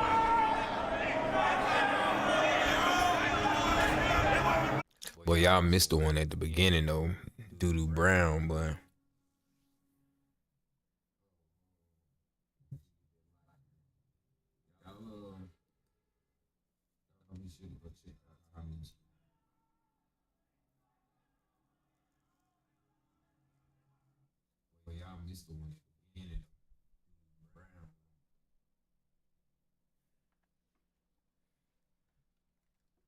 I just put up on my YouTube. That's what I'm talking about. Woo!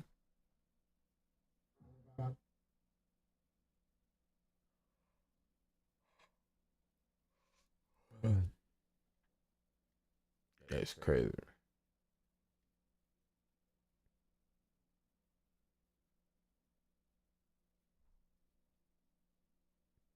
Yeah, I don't want to see another jail thing. That was enough. That was enough for one day. Hey, look at me. There me go.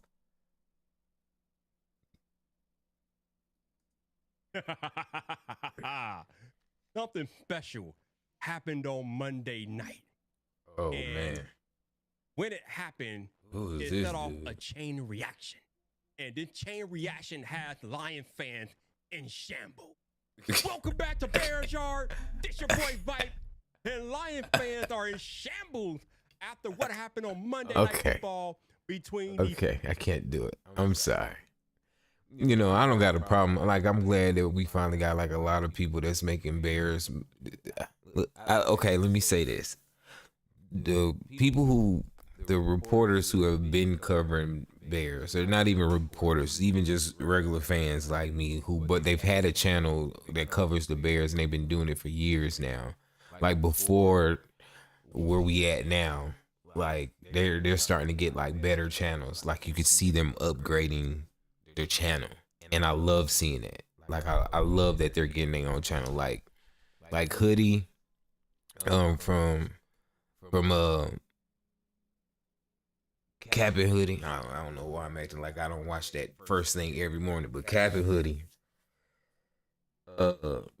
Biggs, you know what I'm saying? Like, they're new to their own channel, but they've been covering the Bears for years. Like, and they actually get real direct answers from people on the team. Like, these are who? Like Pat the designer, awesome. I've watched him grow the last couple of years. The Bears brothers, they changed their name, but I loved them until they disbanded. It was 3 of them, though. When they were at their best, it was 3 of them. Because the third one was like, he was like kind of quiet. He never made it once they started transitioning. But I wish I remember his name, but I liked him the most low key because he was like the technical, solid, rational thinking one. You know what I mean? But I like the Bears brother, Nicholas Moriano. That's where he came from. Him and the other dude who I'm so mad I'm drawing a blank from his name, but you know, you could probably tell that he was the one who kind of primarily put the show together, whatever. Them people, I love seeing their growth, and I will listen to them in their Bears news. I will listen to them. But a lot of these little one-offs, these new niggas that I ain't never seen or heard of before, and you could tell they ain't really, nah, man. And they just be taught like, bro, get off my team. Well, okay, I ain't gonna say that. I'm glad. The more fans, the merrier, you know? But at the same time, bro,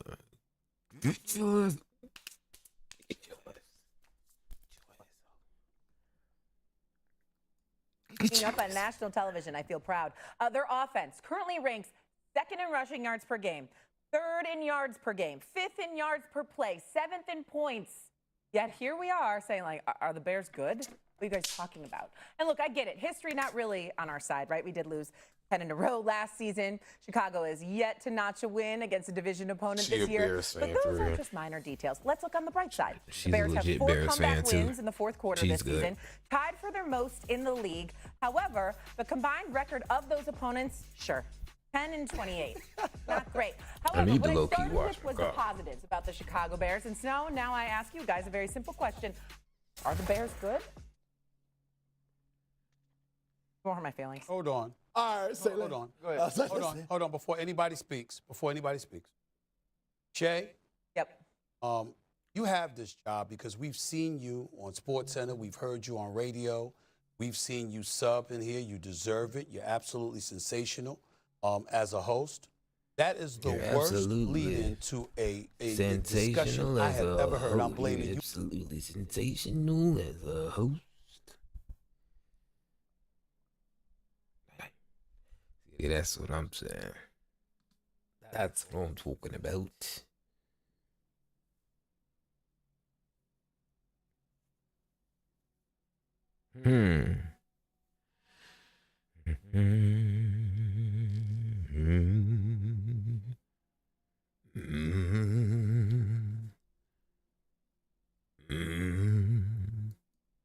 Well, I'm calling from our residence. Hold on, what? You ever seen this before? Our heart is an amazing organ. It works hard for us every second of every day, delivering blood and oxygen to every cell in our body. But when sudden cardiac arrest strikes, our heart suddenly and unexpectedly stops beating effectively and blood flow stops. Without any intervention, the brain, vital organs, and our heart will begin to die. Beginning CPR is the person's only chance of survival. Brain damage will start to set in within 4 minutes, and after 10 minutes, brain damage becomes irreversible. The power to save a life is truly in your hands. Performing CPR accomplishes 2 critical things. 1, compressions move oxygenated blood to the brain to keep the brain alive. And 2, compressions keep blood and oxygen moving to the heart muscle itself, so that it has the best chance of resuming a normal electrical rhythm after a shock is delivered. As you begin compressions, you are creating an artificial pump and doing the work of the heart manually. With each good, effective compression, you are building up pressure in the system, which will move blood around the heart and up to the brain. It does take time to get the blood moving with CPR, so it is very important to push hard and push fast. Build the pressure up, which keeps blood going to the brain.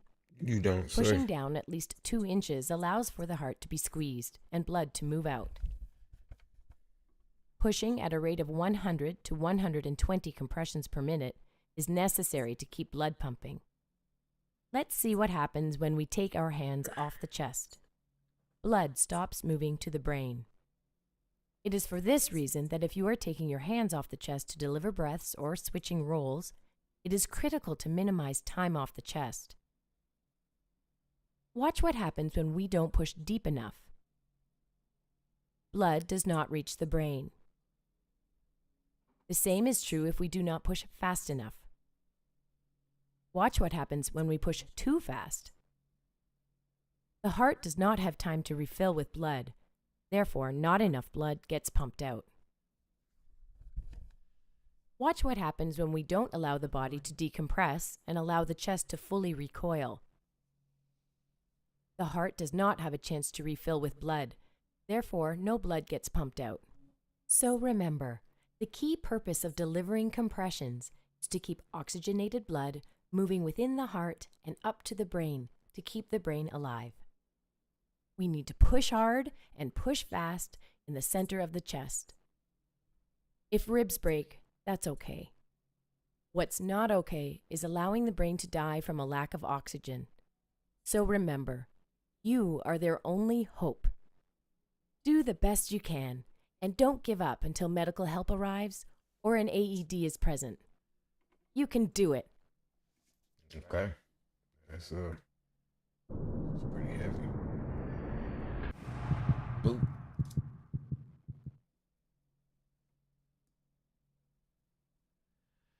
This video is sponsored by Brilliant. Find the link in the description below. When I was in the Marine Corps, I participated in a specialized form of swim qualification called the Helo Dunker.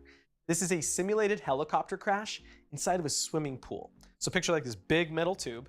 There are seats, there are windows, and you are strapped to this seat. That's crazy.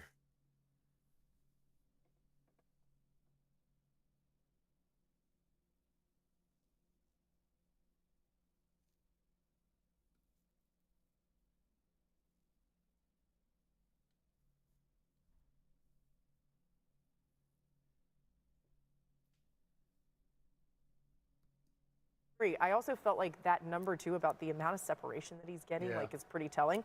And why haven't McCarthy and Jefferson clicked yet? Yeah, I mean, it's both of them. It takes two to tango type of thing. I think there's moments when J.J. McCarthy puts the ball and you would expect Justin Jefferson to make the catch and he doesn't. That's a rarity. And then there's times when Justin gets open and J.J. just misses him.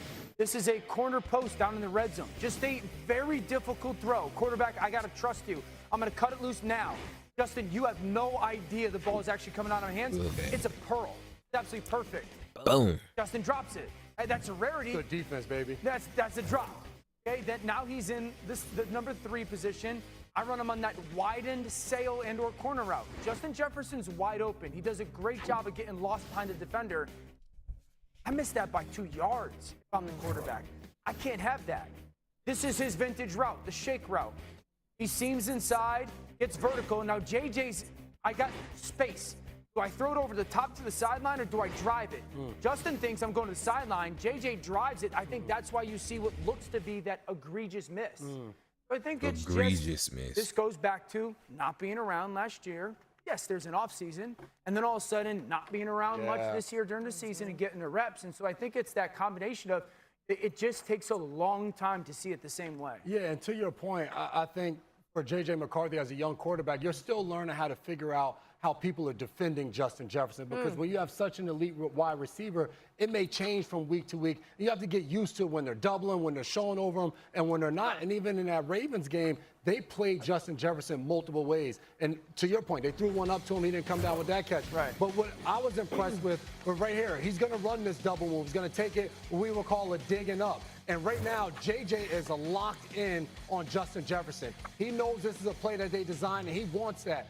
Boy, He's blanking none of that 2 smoke guys is over coming there. his By way. the time he I tries to don't come know back what across the the hell field, I thought he it's was too doing. late. And then right now, you're going to see Justin Jefferson just running an in cut. But Gilman, the safety, right now, J.J. McCarthy's looking over there. This is a veteran move. Open up and show as though you're getting over the top of him to make you think that you're doubled or you have a safety over the top, but then you're just dropping down to be a robber, but it forces the quarterback to get off him. So I think the nuance of how people defend Justin Jefferson, as they continue to work together and McCarthy gets more experience, they'll learn how to do it. Good point. The NFL's funny. 2 weeks ago, they beat Detroit, and we're all raving about J.J. McCarthy. He went into that 9 mode, and he did what he had to do, and he made the big pass on 3rd and 5. I watched this entire game last week. I was on a runway in LaGuardia watching this thing every snap, and I'll tell you, they had 8 different pre-snap penalties. You can't win that way. So they're behind the sticks before they even get started. They still averaged 6 yards a play. It wasn't like they weren't moving the ball up and down on the Ravens. They were just sloppy, and then the 2 picks were killers. I'd like to give him a little grace. I know we're tough on J.J. McCarthy because of his draft class and what we're seeing from Drake May and Jaden Daniels and, of course, Bo Nix and Michael Penix and Caleb now. But, gosh, this is going to be what, start number 5 in his career? say, let's slow down. Let's give it another go here. He's already beaten this Bears team. They're at home. 8 pre-snap penalties. You're not going to win many games, and you're not going to look good with those numbers. Yeah, having to play clean in that operation is a big deal. I'd also say, too, like, if I had to ask you, J-Mac, like the style of receiver Justin Jefferson or the routes that he wants to run, what would you say? He wants to go vertical. Face knocked out. He wants down the field. That's his strength. I would also sit there and go, I'd love to find different ways to get the ball to JJ's hands a little bit quicker. And so you're living in that world where I got this unbelievable receiver. I want him down the field. His route running is his specialty. Now I got a quarterback. I would love to get the ball in his hands to my star receiver a little bit more. And I think to a certain extent, what J.J. McCarthy is going to have to find, too, is in order to get Justin Jefferson the ball, sometimes Jordan Addison has to have a monster game, or Jalen Naylor has to have a monster game. He hit Naylor on a beautiful pass on the sideline. Depending upon how people are defending him, when those guys start going off, then as a defense, we're like, you know what, we wanted to double Justin Jefferson all game, but we can't. Yeah, and I would say this, in Justin's comments about getting back to year 3, and I'm a massive fan, I do think it's fair to say you got to make the quarterback right a couple times. Like that deep ball interception, McCarthy's just throwing a one-on-one ball. You love that. You love that. Yeah, so like as much as I love Justin Jefferson, I would challenge him. You make this young quarterback right more often than not because you're that great of a player. Peter mentioned the draft class, of course, Caleb Williams at the Vikings. Everything's going. His response, quote, "It's a bleep show." Both Brown and his head coach were asked about those comments They have lost yesterday. their ever-loving mind. Yeah, guys, I'm close to being done answering these questions with us. Like, he's working hard. I'm working hard. We're trying to get it together. It's crazy.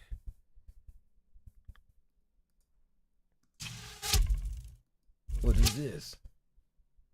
All right, ladies and gentlemen, welcome back to the channel again. Thank y'all so much for coming over, man. Got this video here from TMZ. I'll leave the original video in the description for you guys to check out more and even subscribe, man. Just looking at this title, Kris Jenner's 70th birthday ends in disaster.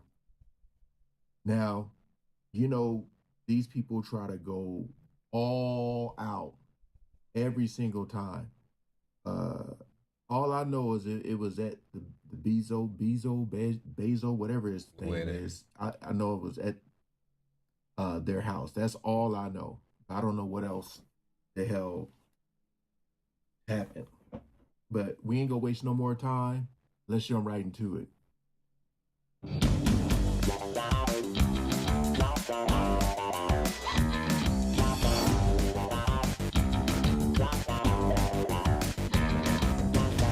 Welcome to TMZ Live. Charles, by the way, will be back tomorrow. There was an insane party in Los Angeles, in Beverly Hills, on Saturday night. And in terms of net wealth, 3 people alone made it $1 trillion party. Dang. This was Kris Jenner. Damn. They bet not ever ask for nothing for no charity or nothing like that. Man. 3 people alone, $1 trillion. That's wild. How many NDAs had to be signed? Jenner's 70th birthday party, and it was held at the home of Jeff Bezos and Lauren Sanchez in Beverly Hills. They own a house called the Warner Estate, which is one of the landmark properties in Los Angeles. They bought it from David Geffen a while ago for $165 million. It is this incredible. $165 million house. Them numbers is crazy. right I don't here, think you people guys, hearing it. That's 3 this times gives what you a people say, glimpse like into $50 million house. The Hollywood industry, all connected with actors, singers, all that. But y'all got to realize, and this is what I was talking about, like with Diddy. If this man, once he gets out, and he throws a, I'm back home party, even with everything we know that happened, all the things that was alleged, just whatever. And I said, how many people are going to show up? How many people are going to still work with him? I'm telling you, man, no matter what type of drama or whatever is going on with the Kardashians, people will always show up so they can say, I was there. Yeah. Spread. And there were more than Right. 300 Jeez. people there. And I am telling you, this list, I just want to go through this. This is just a partial list of who was there. First of all, Mark Zuckerberg, Jeff Bezos, who is the host, and Bill Gates alone brings you close to that $1 trillion. But here are the names: Oprah Winfrey, Mariah Carey, Adele, Meghan and Prince Harry, Paris Hilton, Snoop, I said Mark Zuckerberg, Jay-Z and Beyonce. We're going to get into Beyonce in a second. The Biebers were there, Kyle Richards, Tyler Perry. They were able to somehow scrape together enough money to get a performer for the night, and that would be one Bruno Mars performed. And it had a theme. It was a 007 bash, which is 00. The 7 is 70 for Kris Jenner's 70th birthday. Stay on that picture. Go back, if you would, to that picture that we just saw. This is Kris Jenner. Kris Jenner 70. is 70 years old somehow, but it is the. Come on, man. I can't stand when people do that. I cannot stand. Y'all know she done got a lot of work done. You know what it is. All right. This isn't like a natural. And she got the money to do it. Shout out to her. She can do whatever she wants to her face, her body. But don't sit up here and say Act surprised, boy.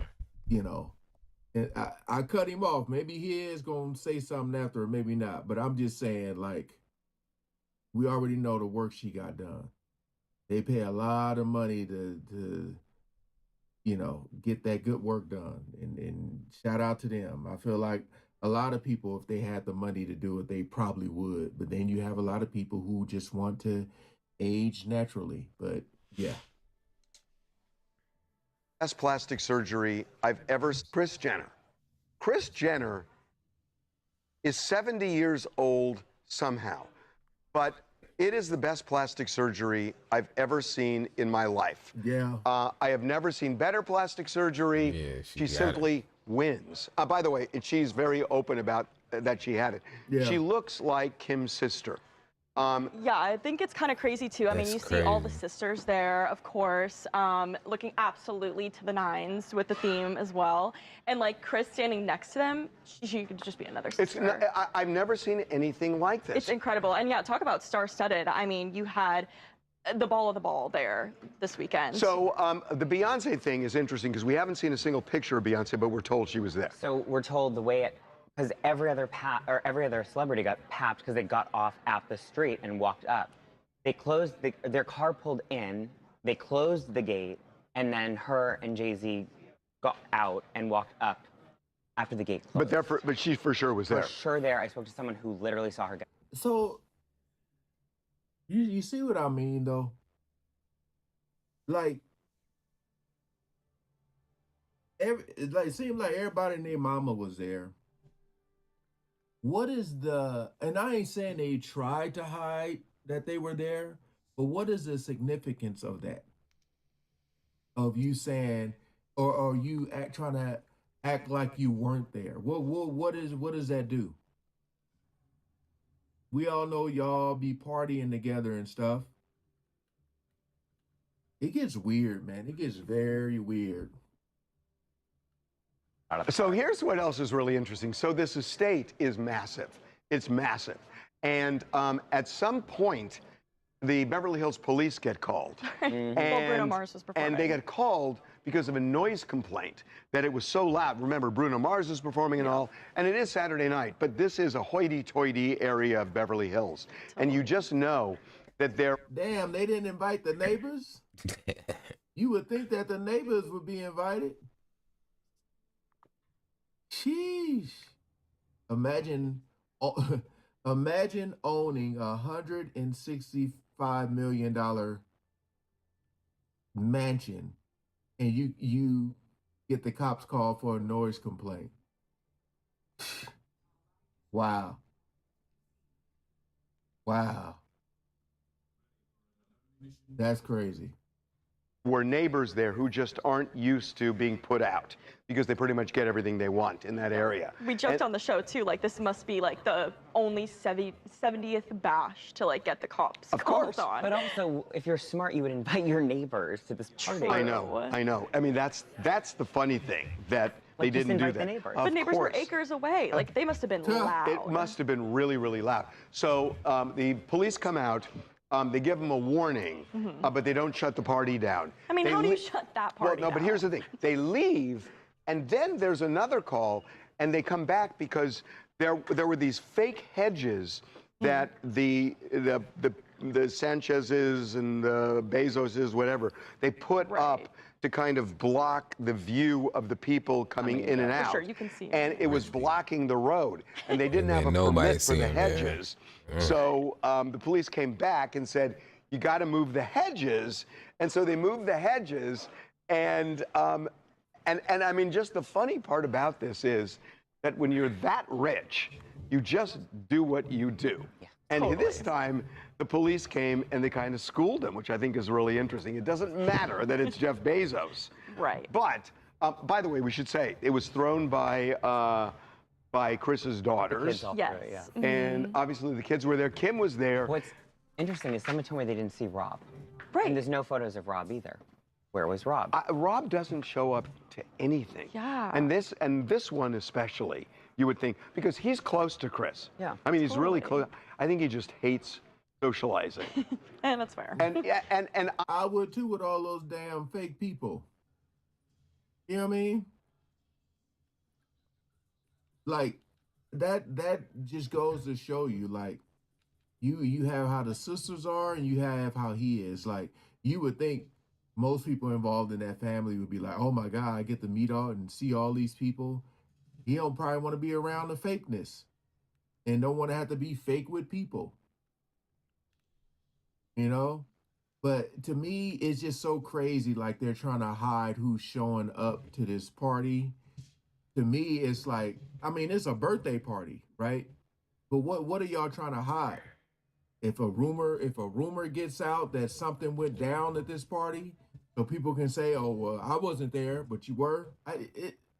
I know somebody, I'm not going to say, obviously, somebody who went to the party, and it was really interesting. The way it was put to me is that everybody has, well, a lot of these people have connections with each other, and it almost becomes business and not fun. Totally. Because you've got to network with certain people, and you have to talk to certain people. Careful what you say, yeah. And this person was just saying, yeah, I'll put in my time, and then I'm going. Gosh, I'd love to put in my time at Kris Jenner's. But no, because it for a lot of people, it's work. Hi, I'm Pravi from Florida, and when it comes to Beyonce and Jay-Z, first and foremost, they're definitely exclusive VIP. So I think that when you see them, it's because they're allowing it, and maybe they were just being considerate because even though this was super star-studded and everybody looked amazing, they probably didn't want to take the attention away from everybody else. But also, when it comes to the police being called, I think the neighbors just wanted an invite. I can definitely understand with the hedges, wanting things to be in order. But it feels like the neighbors wanted to get an invite, and they were like, let us in. And if they can't see, then maybe that's why they kept calling. No. Brendan said is right. That it's party etiquette is you invite the neighbors because then they won't complain. And they're sitting at home on Saturday night when the clock strikes 11, maybe 10. They get pissed off. So we got in a raging argument. Okay. Yeah, man. Like I said before, whenever you're dealing with a Hollywood party, get ready to sign something. Get ready for some type of drama. Like, I know there's a lot of networking that goes on. That's why you see, this is the birthday party, but I still kind of look at this like, when it's one of those all-white parties, because you just got so many people. It's just, it's like you want to talk to the people who didn't get invited and see how they feel about it. People that are in the industry, but, because you'd be surprised at how many people actually don't like certain people. But Man. I don't know, man. How he said about when you got that much money, you pretty much do whatever you want. That's the problem. That is the problem right there. But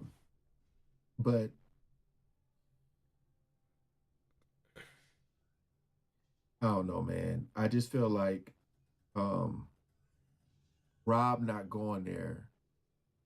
If he really didn't go there, that says a lot. That says a lot. But these people be so fake in the industry, man. Oh, hey, how's it going? Good to see you. Yeah, all right. This dude's tripping. That's why he got killed, man. But you know, somehow, some way, they're gonna stay relevant for the end of time. All right, peace out.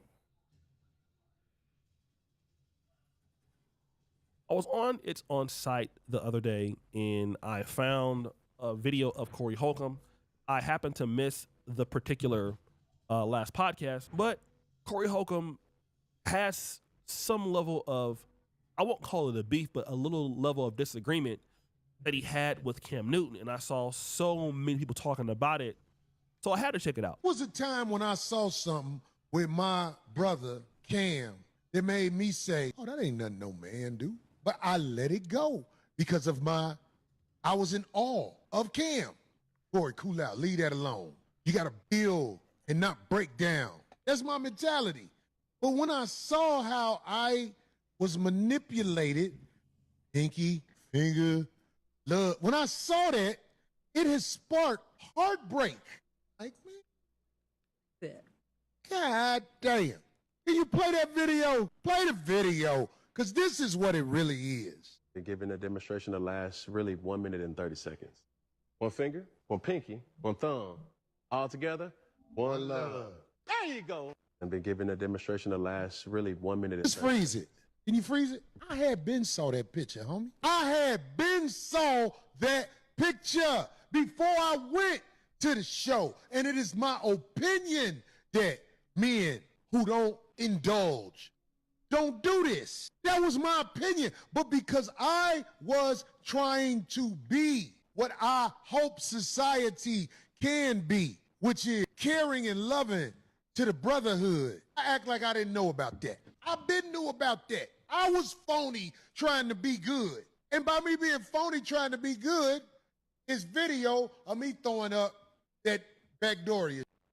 Tell y'all something, homie. Nice guys finish last, dog. Nice guys finish last. When you're around most men, you're going to be manipulated because they were brought up to manipulate, not brought up to bring us all together and try and be righteous to one another. And it breaks my heart. But I can't afford to be phony with y'all no more, man.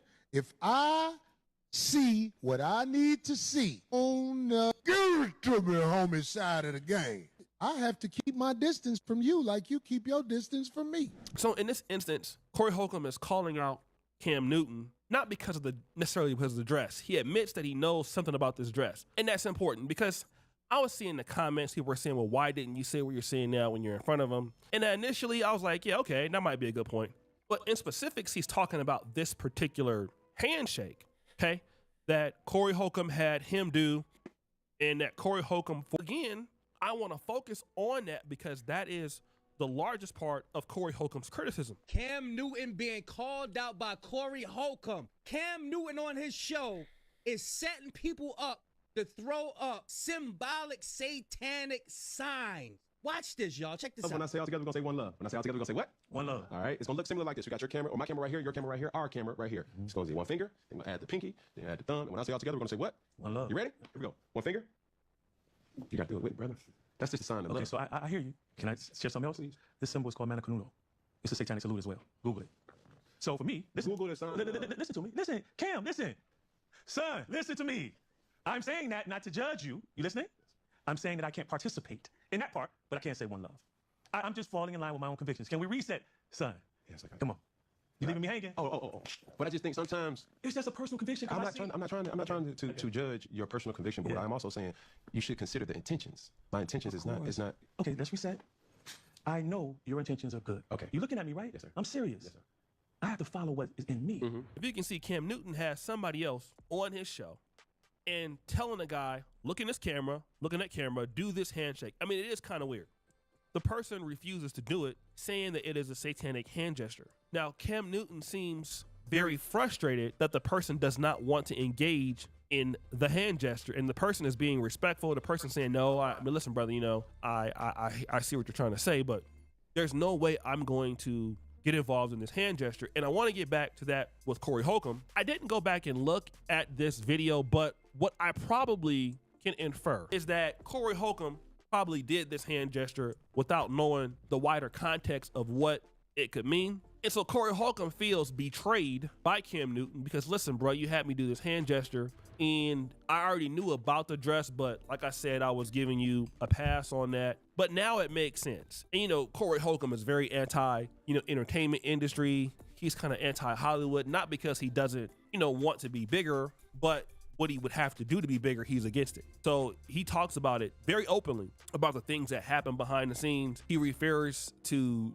such behaviors as backdooria, male-on-male contact. So now he's tying it all together, and he's like, okay, now it makes sense, because here you are dressing very feminine, you dress in these, particular dresses, and then you didn't tell me about this handshake, which is satanic in origin, and I trusted you, and I know that basically I feel bad for going on to your podcast, because if I knew what kind of person you was, I would have called it out. But it will never happen again. If I see somebody behaving like Cam Newton, I'm gonna call it out. Now, people started to, call Corey Holcomb out in the comments. He's bitter. He's always got trouble. Why didn't he say that? And I can see somebody's point of view. But when I heard this handshake ideology from the other guy, I mean, it's consistent. And this is not because, I'm critical of Corey. I love Corey Holcomb, and I have a lot of respect for him. But ultimately, I'm looking at what he's talking about, which is some level of principle here. And that's what he's dealing with. He's dealing with, look, man, you had an agenda with me, and I had a lot of respect for you. And this particular handshake is something that morally I don't agree with. And then, now we're talking about this dress. It all makes sense. Now, again, there is a person who has criticized Corey Holcomb about his own position. All this has to do with a simple hand gesture that is a notion of sign language. And besides, that pic is hella old. That is from when Cam was in college, and even I know the backstory behind that picture, with him trying to spin some type of silly narrative that's gonna mess around and get his ass sued if he's not careful. There's something in high schools and colleges called homecoming week, where throughout the week, it's also dubbed the Spirit Week, where you take part in certain festivities, activities, dress goofy, dress silly. Like, you may wear some oversized pants, or you may wear some suspenders at your job, or something silly, right? Or in this case, you might have one of those days of the week where the boys, they may dress up like the cheerleaders, or the cheerleaders may dress up like the football players, vice versa. You may have a case like this where Cam was just taking part in Homecoming Spirit Week. What's so wrong about that? So this person is saying, look, man, Cam Newton was just having fun, participating in a costume or something like that. And okay, well, whatever the case may yield, let's say that's true, all right? He's just having fun, participating in this and that. Great. Well then, can I ask a question? If this is the truth, why are you asking somebody, look into the camera, okay, do this handshake, do X, Y, and Z. Please do it in this way. I mean, it just seems very suspicious, because I've done podcasts. I mean, I'm nowhere on the level of Cam Newton's podcast or anything like that. But when I do a podcast, I never ask somebody, do X, Y, and Z, these instructions. And then if somebody doesn't want to do it, I would then, form some sort of attitude or about the person's refusal to engage in my instructions. And I think that's what people are really, dealing with. And that's just kind of where I think the issues are. And so I see why people feel like Corey Holcomb is wrong, because, he's just critical of a lot of things. But in this particular case, I can see that. Like, okay, you're setting me up, like, on purpose to look at this, and this is satanic. let me just say this for anybody, and that includes me. If you feel like you got to give somebody the benefit of the doubt to work with them, you probably shouldn't work with them.